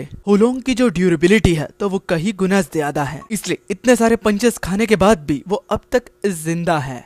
अपने अनकॉन्शियस माइंड में लू फेंग को अब तक अपनी कंसंट्रेशन पर फोकस करना पड़ रहा था, लेकिन तब तक वहाँ पर हुलोंग आ जाता है, जो कि इस स्टेट में लू फेंग को देखकर बहुत ज्यादा हंस रहा था। वो कहता है कि हम एक ही बॉडी को शेयर कर रहे हैं, लेकिन उसको पिटता हुआ देखकर हुलोंग बहुत ही जोर जोर से हंस रहा था। मगर लू फेंग अब तक होल्ड ऑन किया हुआ था, जो कि देखकर हुलोंग कहता है कि अब बस भी करो, अब मुझे अपनी बॉडी पर कंट्रोल दे दो। जिसको साफ साफ मना करता हुआ लू फेंग उठ खड़ा होता है और कहता है कि बिल्कुल भी नहीं, मैं तुम्हारी पावर को यूज करके ही रहूंगा। तो हुलोंग कहता है कि तुम मेरी पावर को तब तक इस्तेमाल नहीं कर सकते जब तक मैं तुम्हें परमिशन ना दे दूं। और वो फेंग वान को भी पॉइंट आउट करते हुए कहता है कि उस कौवे को लगता है कि तुम मेरी पावर को यूज करोगे, वो कुछ ज्यादा ही तुमसे हाई एक्सपेक्टेशन रख रहा है। मगर सॉरी टू डिसअपॉइंट यू, लेकिन ऐसा नहीं होने वाला। तो लू फेंग उससे कहता है कि तू हंस किस पे रहा है, याद नहीं कि मैंने तुम्हें किस टेक्निक से सील करा हुआ था? तो हुलोंग कहता है कि अगर तुम उस टेक्निक को दोबारा से इस्तेमाल करोगे तो मेरे और तुम्हारे बीच में जो सील बनी हुई है तो उसका गैप और भी ज्यादा क्लोज हो जाएगा। तुमको क्या लगता है, खुद को हैंडल कर पाओगे या फिर मेरे हाथों खुद ही मरना चाहते हो? तो लू फेंग उससे कहता है तो क्या हुआ, अगर मैं तुमको हरा नहीं सकता, लेकिन मैं तुम्हारी ये जो इमोर्टेलिटी के साल है तो मैं इसको कम तो कर सकता हूँ। जो कि सुनकर अब हुलोंग थोड़ा बहुत तो डर रहा था और डर के मारे वो कहता है तुम्हारी लाइफ शायद से वर्थलेस होगी, लेकिन मेरी नहीं, इसलिए मेरे लिए मेरे साल काफी ज्यादा मायने रखते हैं। तो लू फेंग कहता है कि ठीक कहा, मैं तुम्हारे जैसा बिल्कुल तो नहीं हूँ, लेकिन इतना तो मुझे पता है कि हम दोनों ही बहुत बड़े गुनाहगार हैं। चलो अब तुम क्या कहते हो? अपने पापों को अपने खून से ही धोने का वक्त आ चुका है, तो क्या तुम तैयार हो? तो हुलोंग हंसते हुए कहता है, बच्चे क्या तुम्हें सच में लगता है कि तुम एक इंसान हो? क्योंकि तुम उसकी तरह बात तो नहीं कर रहे। चलो अगर तुम्हें यूज करना है तो यूज कर लो, लेकिन इसका बरपाया बहुत ही भारी पड़ने वाला है। जब सीन बाहर उस मॉन्स्टर पर आया तो न जाने वो कितने ही पंचेस क्यों ना दे दे, लेकिन वो इसको मार ही नहीं पा रहा था, जिससे वो मॉन्स्टर बहुत ही ज्यादा कंफ्यूज हो जाता है। बाद में लु फेंग के अंदर से डिमोनिक ऑरा को फील करके वो पीछे कूद जाता है, क्योंकि वो ऑरा इतनी ज्यादा सिनिस्टर थी कि वो मॉन्स्टर डर के मारे पीछे कूद जाता है, क्योंकि वो उसके सामने कुछ भी नहीं है। और अब वो लु फेंग से सवाल करता है कि क्या तुम वाकई में एक इंसान हो? तो लु फेंग जो कि अपने कॉन्शियसनेस में आ रहा था, तो वो कहता है कि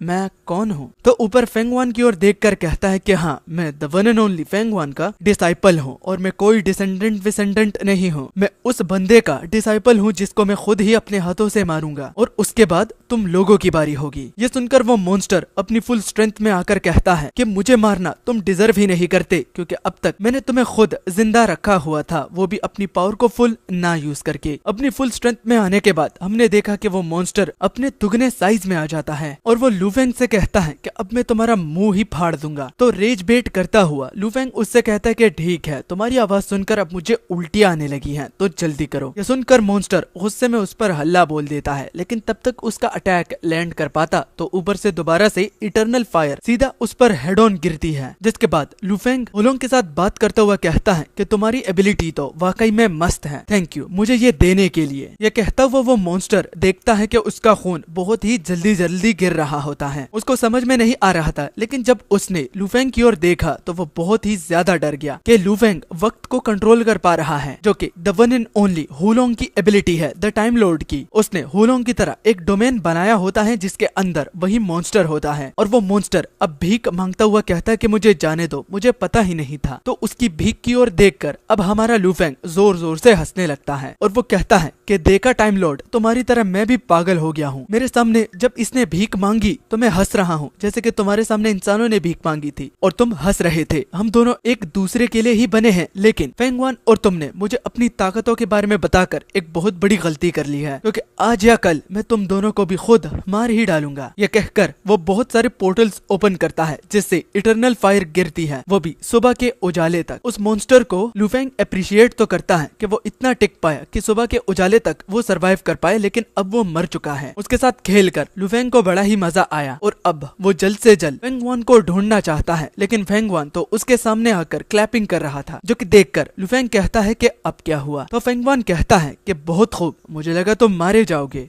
जिसके बाद अगले सीन में हम कुछ डीमन जनरल्स को देखते हैं, जिनके चेहरे तो साफ साफ दिखाई नहीं दे रहे, लेकिन उनको मीटिंग्स के लिए समन किया गया है, जो कि वो खुद भी ये देखकर हैरान है, क्योंकि जो मीटिंग होने वाली थी तो वो आज से 3 महीने के बाद होने वाली थी। लेकिन ये एक इमरजेंसी मीटिंग को देखकर वो खुद भी थोड़े बहुत क्यूरियस तो हैं, लेकिन जिस ओल्ड मैन का वो बता रहे हो और जिन्होंने इन डीमन जनरल्स को समन किया है, तो वो उस ओल्ड मैन को कोसते हैं कि वो खुद को बॉस समझता है क्या, कि वो कभी भी किसी को भी मन करना चाहे। कुछ पहले के 2 डीमन जनरल्स जब आते हैं तो वो एक दूसरे से हालचाल पूछते हैं कि इतने टाइम के बाद उन लोगों का आमना सामना हो रहा है। तभी इसी बीच हम उस ओल्ड मैन को भी देखते हैं, जो कि इन डीमन जनरल्स को समन किया है। वो बताता है कि टियानशु में एक बंदा आया है, उसने ख्वाब में देखा कि वो बंदा पूरे टियानशु एम्पायर का इमोर्टल बनेगा और बिल्कुल अपनी हिस्ट्री को दोहराएगा। हमारे खुद के भी बहुत सारे काम है, और अब एक आफत आ चुकी है, तो हमें उस आफत को रोकना होगा अगर हमें अपने प्लान्स में सक्सेस पाना है तो। और ये जस्ट बताने के लिए नहीं, बल्कि एक एक्शन के लिए मैंने ऑर्डर दिया है, बाकी तुम लोगों की अपनी मर्जी, क्योंकि अब नोवा हार्ट के बारे में बात करना जरूरी हो गया है। और अगले सीन में फेंगवान लु फेंग को बताता है नोवा हार्ट के बारे में, जिसको ये लोग हार्ट ऑफ द क्रिएटर भी बुलाते हैं। ये क्रिएटर का दिल है, जो कि वक्त के साथ साथ एक पत्थर में बदल गया और 3 हिस्सों में बट गया। इस स्टोन की मदद से डिस्ट्रॉय एंड क्रिएट दोनों पावर इस्तेमाल कर सकते हो, मतलब कि तुम एक लम्हे के लिए इस पूरी दुनिया के क्रिएटर बन सकते हो। तो लु फेंग जो कि ये बातें सुन रहा था, तो जैसे फेंगवान की टोन थी तो उसे उसे लगता नहीं कि ये कोई स्कैम होगा, क्योंकि लुफेंग से बड़ा स्कैमर और कौन ही हो सकता है। मगर फिर भी इंफॉर्मेशन कुछ बहुत ही ज्यादा थी। जब वो लोकेशन के बारे में पूछता है तो वो ये नहीं बता सकता, जो कि सुनकर लुफेंग बहुत ही ज्यादा गुस्सा हुआ, क्योंकि जान जोखिम में डालकर उसने इतनी ट्रेनिंग की है और उसने वादा किया था। लेकिन फेंगवान उसे ये बताता है कि मैंने वादा तो किया था, लेकिन इस चीज के बारे में बताने का वादा, ना कि इसकी लोकेशन के बारे में, तो लोकेशन तुम्हें खुद ही ढूंढनी पड़ेगी। लुफेंग कहता है कि मुझसे बड़ा शेमलेस कोई था ही नहीं, लेकिन इसे देखो। खैर पता लग चुका है तो मुझे वापस इंसान बनने के लिए इस नोवा हार्ट को तो ढूंढना ही पड़ेगा। जिसके बाद अगेन फेंगवान उसको ऑफर देता है कि क्या वो उसको ज्वाइन नहीं कर सकता, तो लुफेंग कहता है कि बिल्कुल भी नहीं, क्योंकि लुफेंग के हिसाब से जो हुलोंग उसके बॉडी के अंदर है और फेंगवान उसके सामने खड़ा है, तो दोनों में कोई भी डिफरेंस नहीं। वो दोनों को एक दिन जरूर मार डालेगा, वो भी अपने हाथों से। और उसके साथ काम करने का ऑफर, वो मरते दम तक इस ऑफर को एक्सेप्ट नहीं करेगा, क्योंकि अगर वो इस ऑफर को एक्सेप्ट कर लेता है तो उसमें हुलोंग और फेंगवान में कुछ भी फर्क नहीं रहेगा। वैसे गाइस तुमको क्या लगता है, क्या लुफेंग को ये एक्सेप्ट कर लेना चाहिए या फिर नहीं, तो कमेंट में जरूर बताना, ठीक है। तो लुफेंग की बात को सुनकर हमें फेंगवान की मेमोरी में एक और पर्सन से मिलाया जाता है, जिसका चेहरा पूरी तरह से नहीं दिखाया गया, मगर ये वही पर्सन है जिसका फेंगवान ने भी फ्यूचर देखना चाहा, लेकिन वो देख नहीं पाया। और सेम वर्ड्स जो कि लुफेंग दोहरा रहा है कि इंसानियत को वो ऐसे नहीं जाने दे सकता, क्या ये वर्थ इट है या नहीं, तो ये तब उसे पता चलेगा जब वो अपने गोल्स में सक्षम होगा। लुफेंग की बातों को सुनकर वो कहने लगा